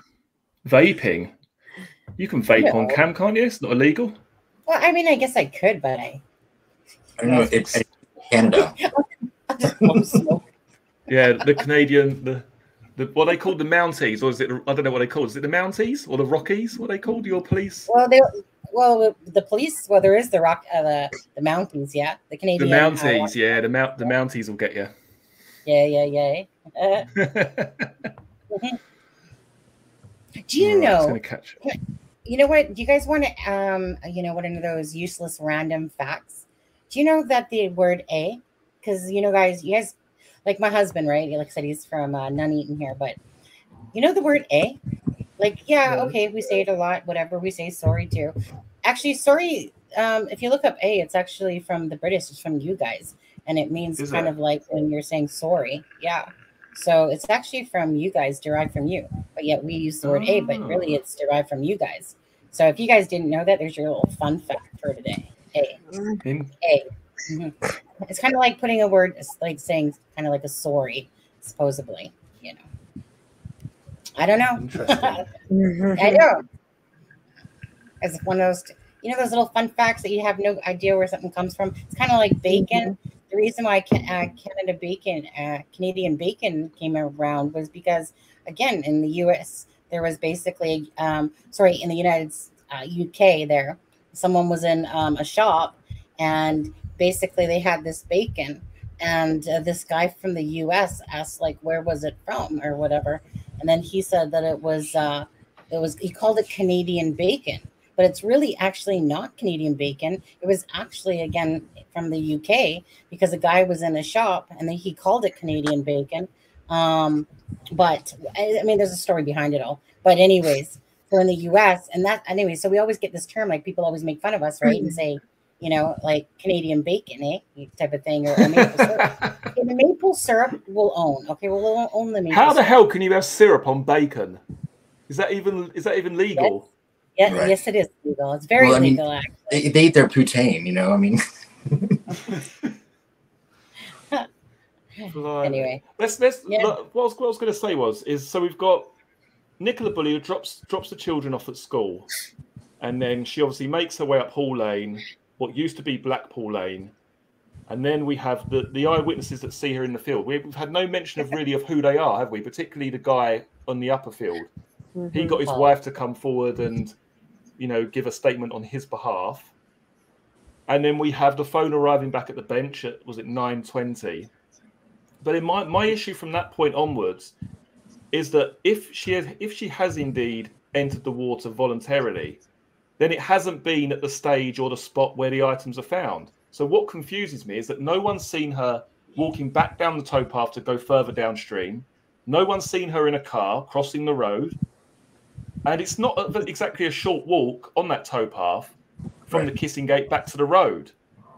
So it's like I said earlier, it's just a riddle to me. I can't. I mean, I've heard loads of different theories, but there's not one that really sticks with me or gels with me that I can think. Actually, yeah, I'm really. You know what? That's the thing too, and I have spent days. Okay, I've spent days trying to figure out who this Ron guy is. Like, I have been stalking Facebooks. You guys are so lucky this isn't in the US, because I will stalk anyone's Facebook, Instagram. And so for me, I just usually go to my little Intellius and I pull up all the information on a person. But for the fact that it's in the UK, it's driving me crazy that I just can't pull up it. So I keep going to people's and stalking their Facebooks and trailing along. And, you know, it was a little bit easier before with this case, because before, if you went to, say, Penny, and she has like 2 Facebooks, one that she has really nothing and one that she has like 49 friends on. But before, they used to have the circle with the something about bring Nicola back home or something like that. It used to be that one circle. So you would always know who was more of a friend or a relation typically by that. So I was like stalking. It's driving me crazy about this Ron dude. Like, I'm trying to figure out who he belongs to. If he is Penny's relation somewhere, you know, this Ron, Roger, and stuff like that. I don't know. It's driving me crazy. He really does look like that guy, doesn't he? In those photos that we showed on your stream. Yeah. He does look like that Michael Bowen guy, which is like, I think that Michael Bowen guy, if you look, he's actually Christine Bowman's brother, not her husband. And it's just like I said, and Penny, and her husband's name is Rupert, and, you know, and then she has the you know, like the son, and you're just trying to find like a tidbit. Just throw me a bone, because like anything, right? I'm looking at all the scenarios still. And that's why I put out the video like I did yesterday. It's like going through this scenario, because it's like, you know, until they let us know something different, I find this very intriguing to try to figure out. You know, we know that they didn't give us nothing. There's literally nothing that they gave us for an accident. Okay, nothing at all. I find it like a puzzle piece. Like, you're trying to put that puzzle together, and you're trying to use the internet that you best, unless you live there. Like, if I lived there, I would be so at that park looking for that guy with the white fluffy dog and taking a picture. Like, does anybody live over there? Does anyone live over there? Like, go to the park that morning, because Ron's going to show up at probably 9:15, and some white fluffy dog's going to show up, because these people are regulars. You know, I mean, if I was over there, I'd be like, you know, I'd be like a Curtis, you know, boots on the ground. Please don't get arrested. I'd have to come bail you out of jail. It'd be an international issue. Yeah. That's the You get thing. deported. In the UK, you guys are way harsher. Like, they were really harsh on the sleuths. And yet, honestly, you know, the sleuths, you know, granted, there's people that take it to the extremes, you know, and go to the absurd. But most people are in it because they care and they just want to find the truth. The sleuths are the wave of the future when it comes to how fast can we put out information across the world, across the internet, because of us, right, doing this. So when they sit there and they slag off of the sleuths, okay, but there's always going to be drama. There's always going to be people that go over top, you know, type of thing. But who cares? You mean like the Daily Mail? Where, you know, the tapping people's phones people as they go get health reports. You know, but the thing is that, again, it wasn't them that found Nicola Bulley. It was a psychic medium and his friend, okay? It was not them. So, you know, so they can come off their little high horses, the police over there. Yeah, she was in the water, but they didn't find her with all the advanced equipment and all that stuff. But I'm just amazed how harsh they were being on the true crime sleuths. Knowing that, like, why did they care about the drama? Mind your gut, like, really, the police, mind your business in a sense. This is going to happen regardless of what you say or not. These things, you're not going to fix the world by sitting there doing that. And sit there and then arrest certain people. It was just a whole arrogance, bunch of arrogance. Like I said on your stream, though, I don't ever remember a case in this country where it's had this sort of reaction. And, you know, online sleuths getting this sort of really awfully negative you know, attention in the newspapers and online and wherever. But I think a lot of that is, again, how a lot of the press conferences were handled, and how the public were made to feel stupid in a lot of ways. If you don't believe what we're saying, even though we're giving you no information, no reason to believe us, if you don't believe us, you're part of the problem. And don't speculate. Don't think outside the box. Don't look at alternatives. Just listen to us. Otherwise, you're hurting the family who are actually looking for this lady, who want to find her, you know, But if you have any other suggestion other than she's fallen in the river, forget about it, because all you're doing is harming the investigation. Did you find that a little bit of a slap in the face? Hey, public, we want your help. We need you guys to do this for us and this to do that for us. But you know what? Do you know what?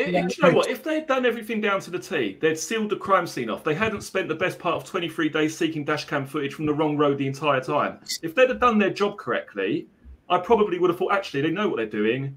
Maybe this has gone a bit far with people turning up there and this, that, and the other happening. Right. But the fact is, they kind of brought it on themselves in a lot of ways. If you can't do your job proproperly and other people who aren't even professionals can pull you up on that, then I'm sorry, but they have a right to have an opinion if they can actually prove that what you're saying is total crap. And if you really want, the police could just treat the internet like toddlers and give the internet small tasks like here, find a white Hyundai, like they did in Idaho in the U.S. And the next thing you know, there are 52,000 white Hyundais turned into the police. And then everyone's on Google Maps going, look at number 32. He's got a white vehicle outside his house. Yeah, but that's also the thing. To be a devil's advocate, and I respect both because I understand both, but also there's that side also that the sleuths are entitled. They become entitled because they become. I'm sorry, I apologize, because then it's like we don't know that information. The police has to tell us. No, the police doesn't have to say anything. The police's job is to keep their mouth closed and to do an investigation. They don't have to tell the public anything. I understand. Obviously, I am at both sides. I want to know information. But I don't like when people become entitled. Right. And I see some of the sleuths become very entitled. There's like a set of parameters now that the family has to, the family of victims have to fall into also. Or if they don't fall into this exact, mold that people kind of feel like families should, then, they are crucified on online. Yeah. And I know, that's happened, I'm not saying, I know there's suspicion around Paul with a lot of people, but if it turns out that Paul is completely innocent and has nothing to do with this, the poor guy's lost his partner and he's, got to raise those two girls alone now. So, Andy's had his name dragged through the mud. And I understand why people are suspicious, but, it's just a part of the, the day and age we live in, unfortunately. I think it's more about if you're suspicious, but, when, I've seen it where, even with the Summer Wells case and stuff like that, where instantly it was like, that person did it to his wife and did it. I just think there's probably a better way about going about it. If you meaning to speculate, as long as you keep it in the speculation. Yeah, but if you don't come out and speak, in the amount of time that you're, that some people think you do, then you're hiding something. But if you come out too soon and speak, then if you don't, have a nervous breakdown as you're on TV crying, then you're guilty. Yeah. Or, if someone doesn't like brown eyes, you're guilty. Miss Dog Lover. Hey, Miss Dog Lover. Love you, girl. And anyone that's here from the It's a Crime and Shame as well. Thank you guys for joining us. Yeah. So John's just restarting his computer again. I guess John. we went too hard at the Lancashire police again, so they got him. They must be watching, right? Like they were watching Curtis Media's videos, like seriously, like not even mine. They literally sit there and watch his channel to make sure that he's not being a naughty boy. But what's your all's CIA? Like, is it MI6? MI6 and MI5. Yeah, right. Is that what it's called over there? Yeah. I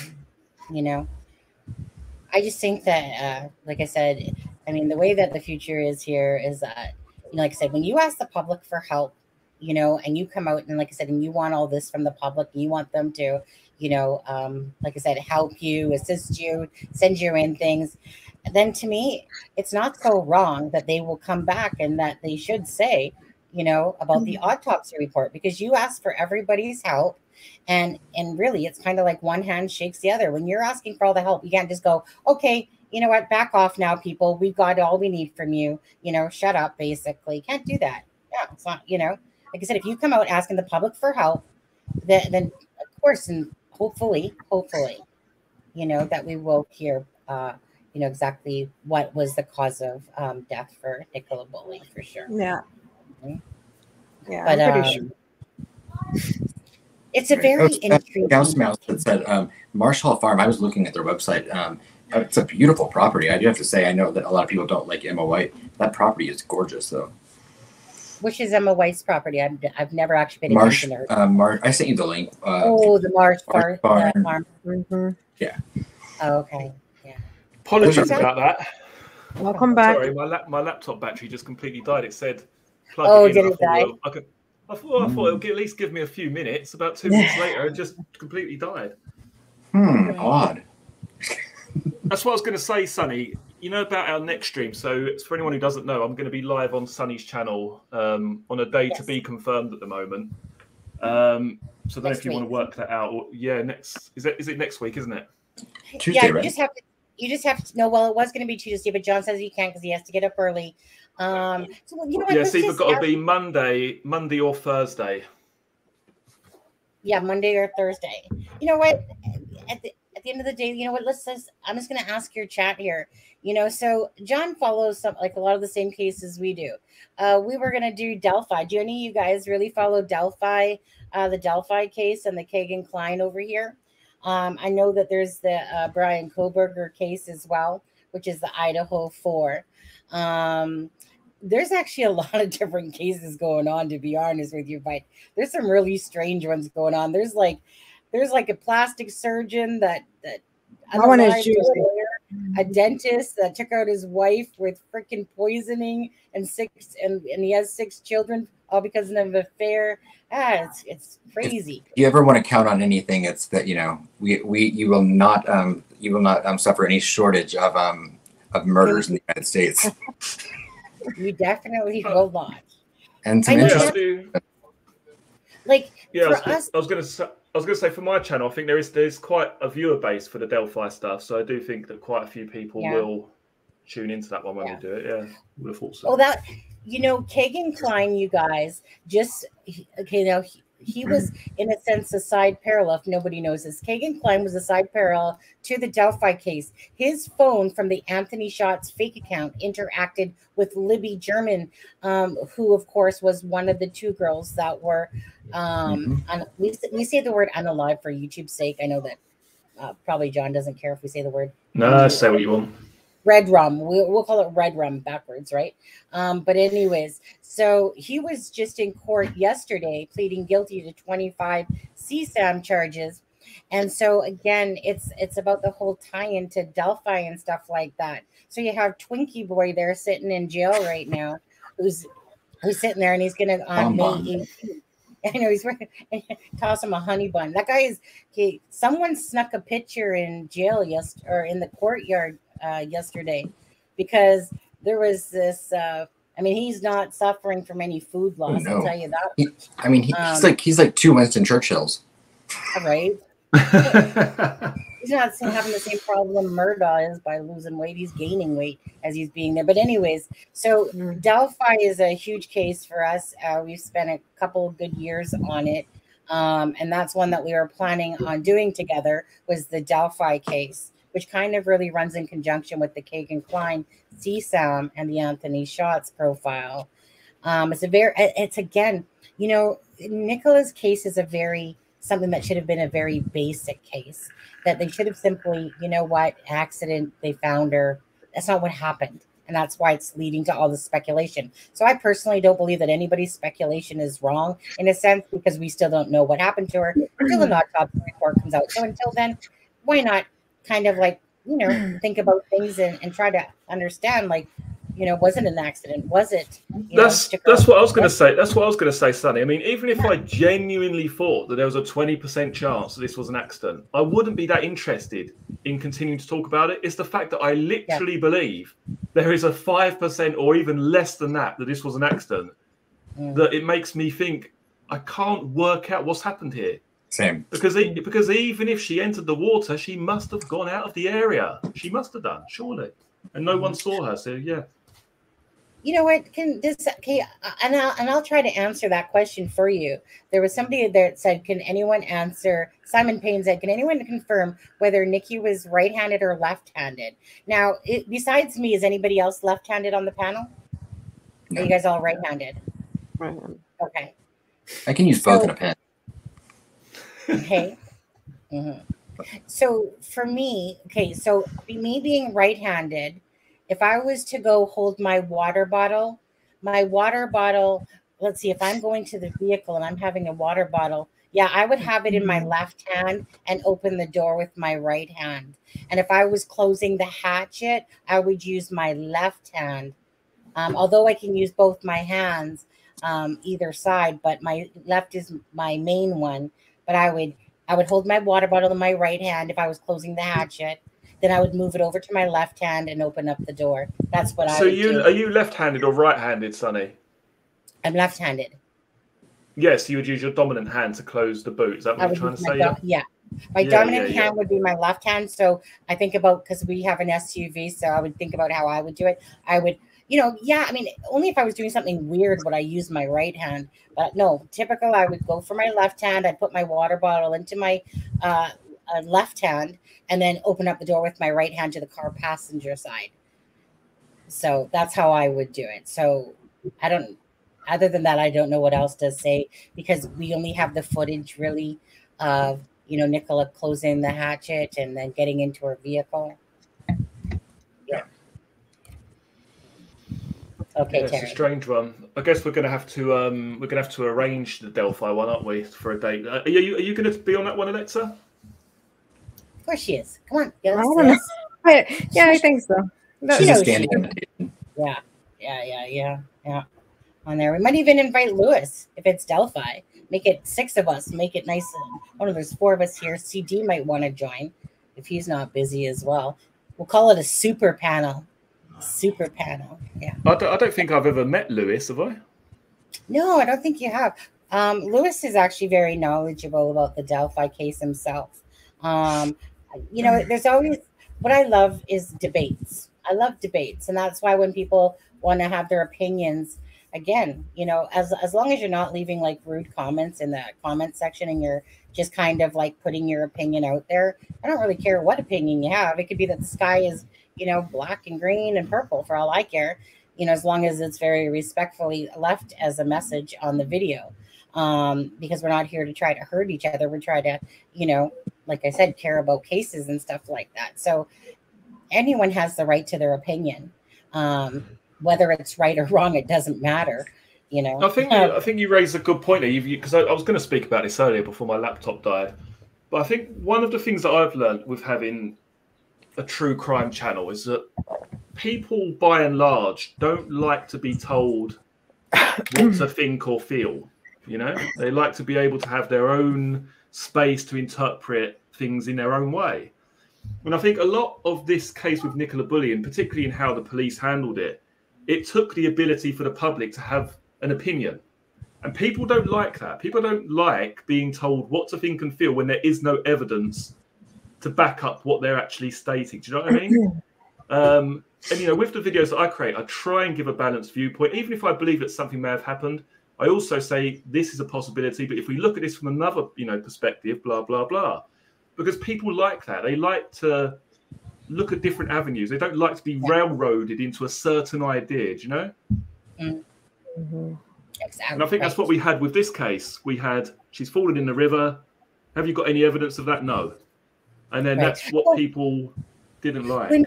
When people say that, no, she didn't take her own life, where is the proof that she didn't? Show me where that proof is, because your opinion matters just as much as mine does or anybody else's. So there's no proof to say she didn't take her own life. That's why, for me, it's like everyone has that right to their opinion. So if somebody says no, back it up with proof then. Because I can't say that I'm right and that she was abducted or she wasn't abducted. She fell into the water just like you. Nobody can say that she didn't unalive herself. We don't know yet until we actually hear. So when people are so adamant to sit there and speak for other people, no. Have your own thoughts. That's the only thing you control is your own thoughts and your own actions, and I can control mine, just like anyone else. So no one can say, no, she didn't take her own life. Right. Even if you disagree with it, you can disagree with it. Yeah, absolutely. But to sit there and say adamantly no, well, you don't know it. Nobody knows it yet. Well, people that do know. I think that's the point. I think that's the point I was making at the start of this stream, is that although we're speaking about possibilities, that doesn't mean that we're saying that there are no other possibilities. It's just one specific possibility out of many. You know, the possibility she may have been in a certain state of mind that no one was aware of, that her family were not aware of, that her partner was not aware of. There could be a huge piece of evidence that, you know, we don't have, that, you know, could be the key that makes all of this so, you know, easily disseminated and makes sense. You know, so, you know, we don't know. You know, and I think it's fine to have an opinion, of course. You know, we're all going to have what our gut tells us, but, you know, I can say I think she might have unalived herself or killed herself, but it's still possible that someone else killed her, or she had a, you know, an aneurysm and then fell and died. What were you going to say, Alexa? No, I was going to say, sorry, I'm lagging again. No, I was going to say, I do disagree. I do think Paul did know. I think Paul knows more than he maybe says he does, or maybe he looks he knows. I think Paul probably knows more. And, you know, judging by what I have seen, obviously, in his interviews, I don't think he was surprised by this. I think I don't see surprise in his face. I see he probably knew this was going to happen. And I found, like I always said, I've always found anger. I feel like he was very, like, even the words he uses, the wouldn't body, you be? everything. It's like, wouldn't you be angry? He said he was angry. Because I would be. Yeah. I mean, if my partner did something like that and exactly. left my two girls, you know, and me, you know, to pick up the pieces, I'd be furious. And then I'd feel guilty about being furious, but I would. Yeah. No, I understand. You know, I was thinking about this yesterday, and like there was somebody out there that just made a comment there, but bottom line is the family gave the impression, they are literally the ones that gave the impression that Nicola possibly could have, at the time before she was found, that she could have just taken off. You know, maybe she was having, you know, some mental health issues, and people do that stuff, or took her own life. They are the ones that gave that impression. But I was listening or thinking about the different things, right, about that. Again, and let's go back to some people that maybe weren't here, but the family was the one that didn't believe that she was in the water. If they didn't believe that she was in the water, what else does that mean? It means either abduction, or she took her own life, or she took off. There was only 3 things that were going to happen before she was found, if they didn't believe she was in the water. It's a family that wanted it out there about the alcohol. I think it was more the parents, not Paul, though. I think it was more the parents. Paul. Oh, no. Paul distinctly said in an interview that they did not believe that she was in the water. I don't know if you've seen that whole long one, but Paul. Oh, yeah, that's right. He did say that. Did. Absolutely.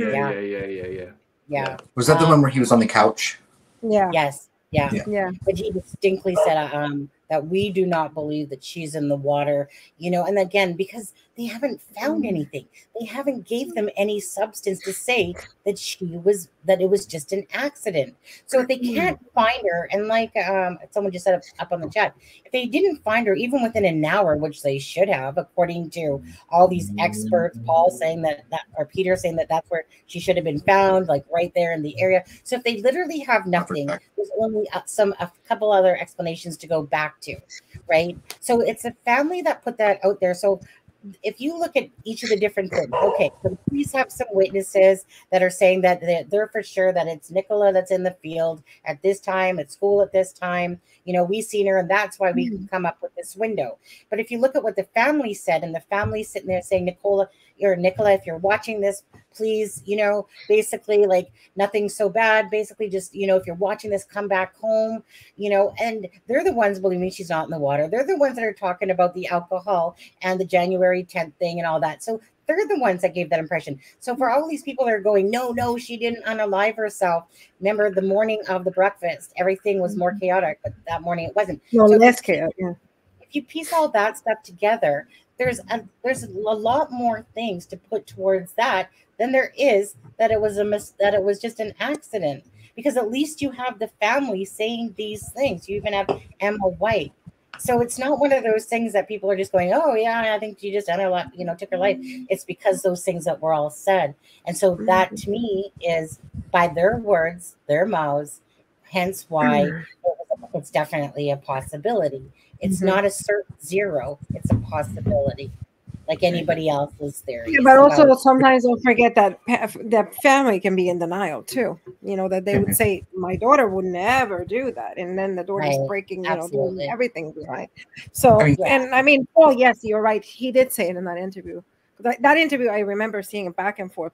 Yeah. But do you know that interview? Do you know do you know the date that interview was? It was a while.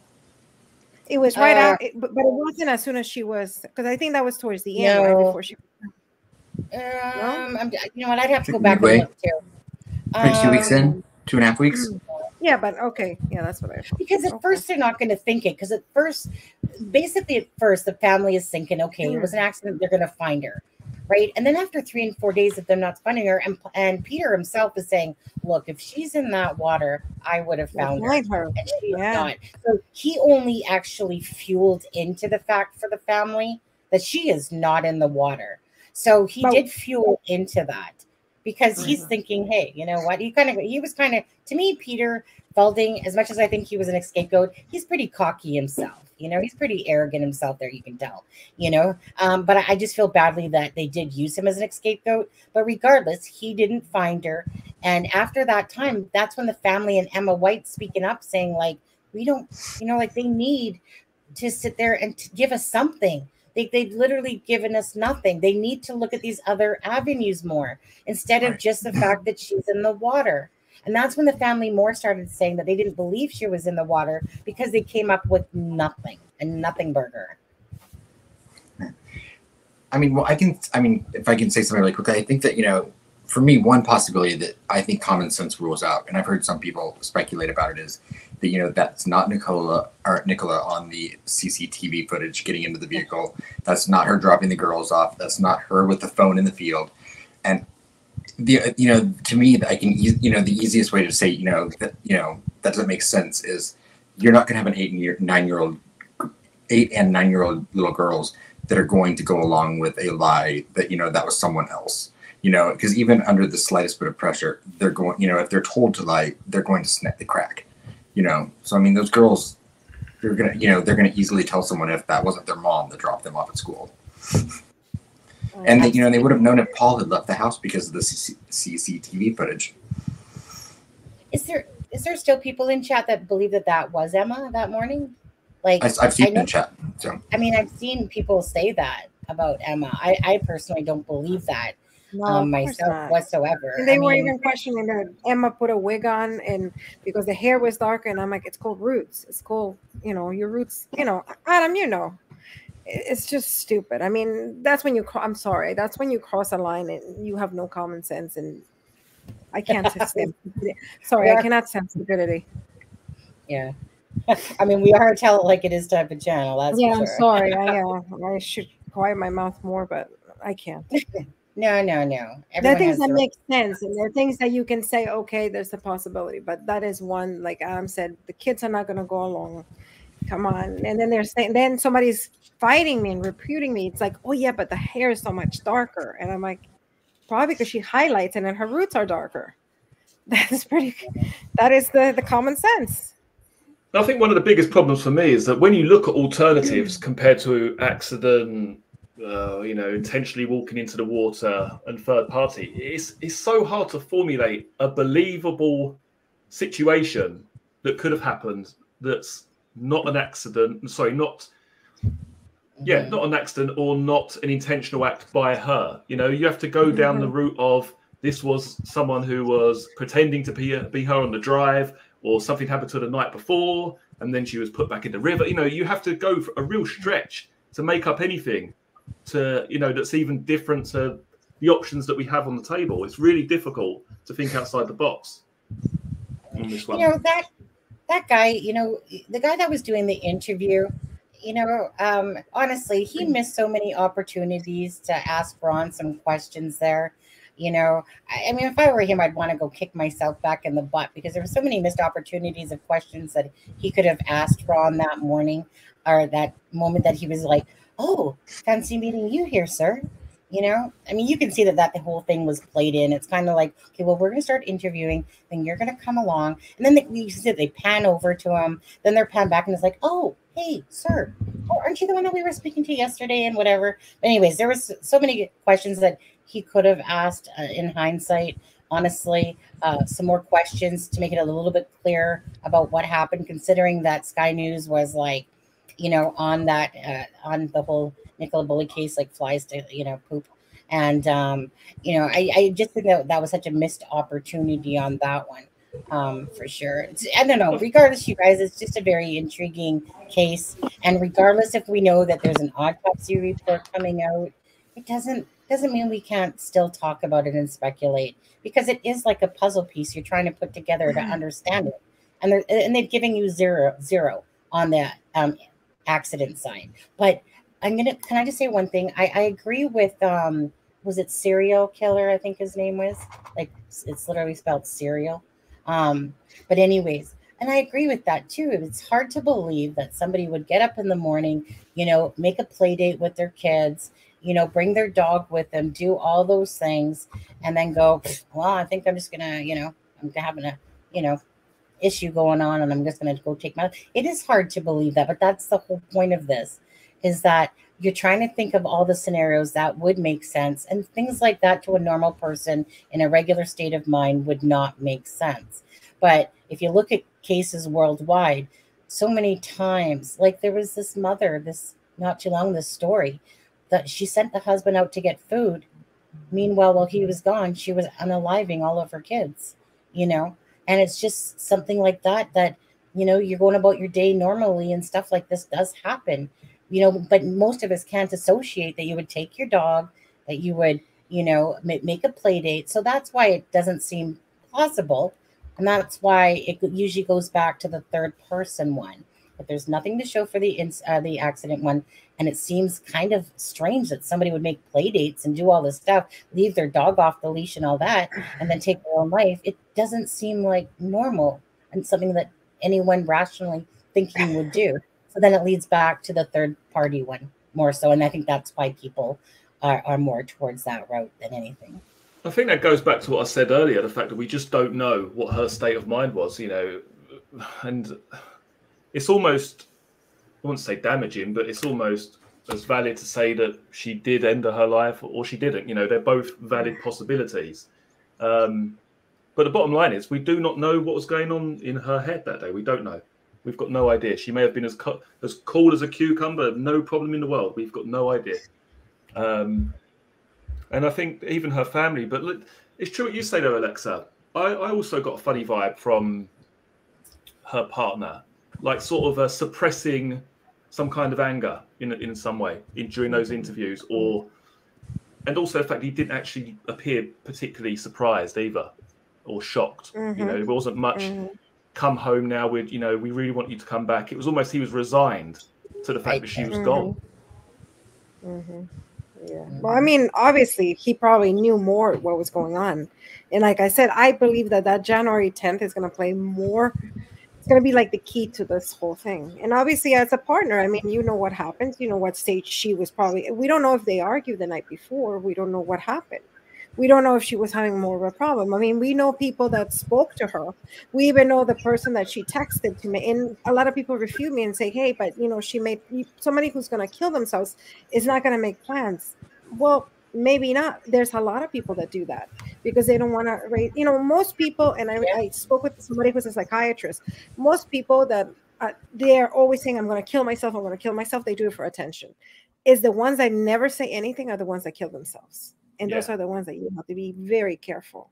So, you know, so I think the thing that I think she wanted to, I don't think she wanted to give any red flags that something was going on with her that morning. So, you know, it's such an unfortunate case, I guess. But no, not I guess. It's an unfortunate case. But I guess, you know, the police totally butchered her. Totally butchered her. I can't speak today. So it's the champagne, I think. Totally butchered the case.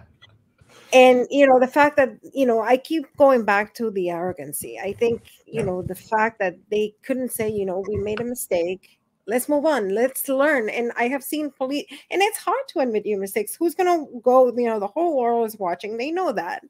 But it was better to say, hey, we made a mistake, but we're going to move on anyway. We're going to pick up the pieces and go on. But they kept, doing it more and more and more and more until here we are. So I really hope that when the autopsy comes, I hope we find the truth, and I hope we find, and it gives peace, I guess. Because, at the end of the day, somebody lost a daughter, somebody lost a wife. I know they weren't married, but it was like his wife, his partner, lover, whatever you want to call, and a mom. She was a mom. And it's so tragic. And they really deserve answers, and I hope hopefully soon. I honestly don't think they're gonna take until June. Hopefully, I would say hopefully we will hear soon what really happened. Well, we'll see, won't we?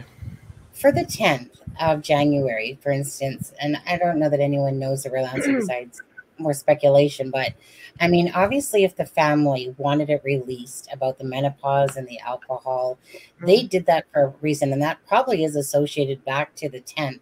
So she obviously had some sort of depression going on because, like I said, they wanted that information released. I don't think that the police, using the brain cells that they had there, should have released it whatsoever. That was none of our business.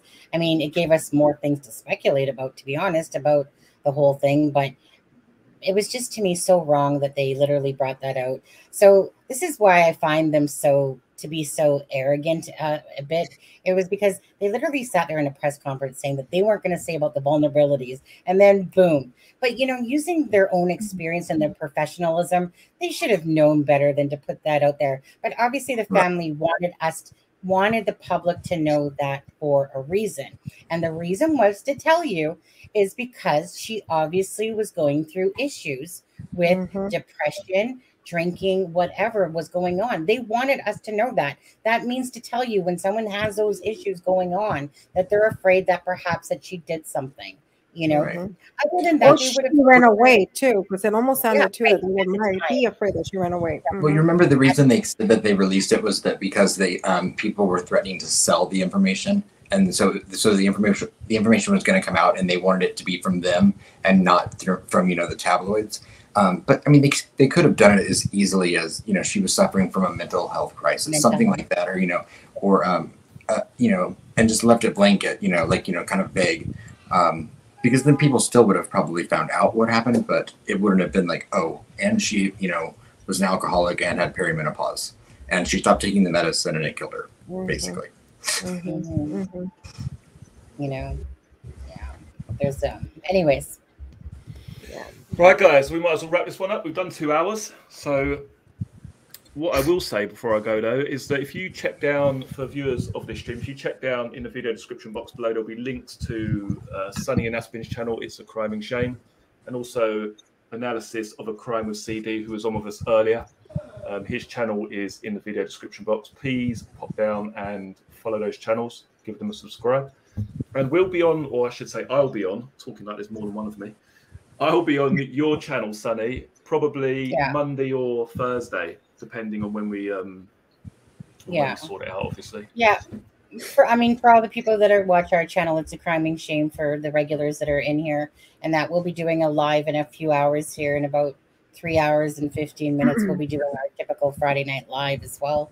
And and then John, you'll be joining us on It's a Crime and Shame next week for the Delphi case. And and it's always a pleasure. I love John. He's a great person. I love people that are just really true kind hearts. And they're just, here for genuine reasons, and that's to bring a voice to the voiceless. And, so thank you, John, for having us on again. You're more than welcome. Look forward to seeing you for the next one. And also as well to you, Alexa. Sadly, Alexa doesn't have a YouTube channel. She hasn't got all the times yet. Hers is ours right now. Less champagne, more YouTube. Alexa, that's what you need. 50-50. Just go 50-50. Yeah, that'll be a start. Anyways, we'll convince you. Anyway, we'll sort out that date anyway, Sunny. We'll sort out the date for the Delphi stream. And as always, to the people in here, many thanks for joining us this evening. It's greatly appreciated. Do have a look down in the video description box and give those channels a follow. It's a Crime and Shame and analysis of a crime with CD. Have a great weekend, you always, guys. Yeah, we'll thank see you so much. We'll see you next time. Take care, guys. Appreciate it, guys. Cheers. Thank you, guys. Thank you. Bye-bye.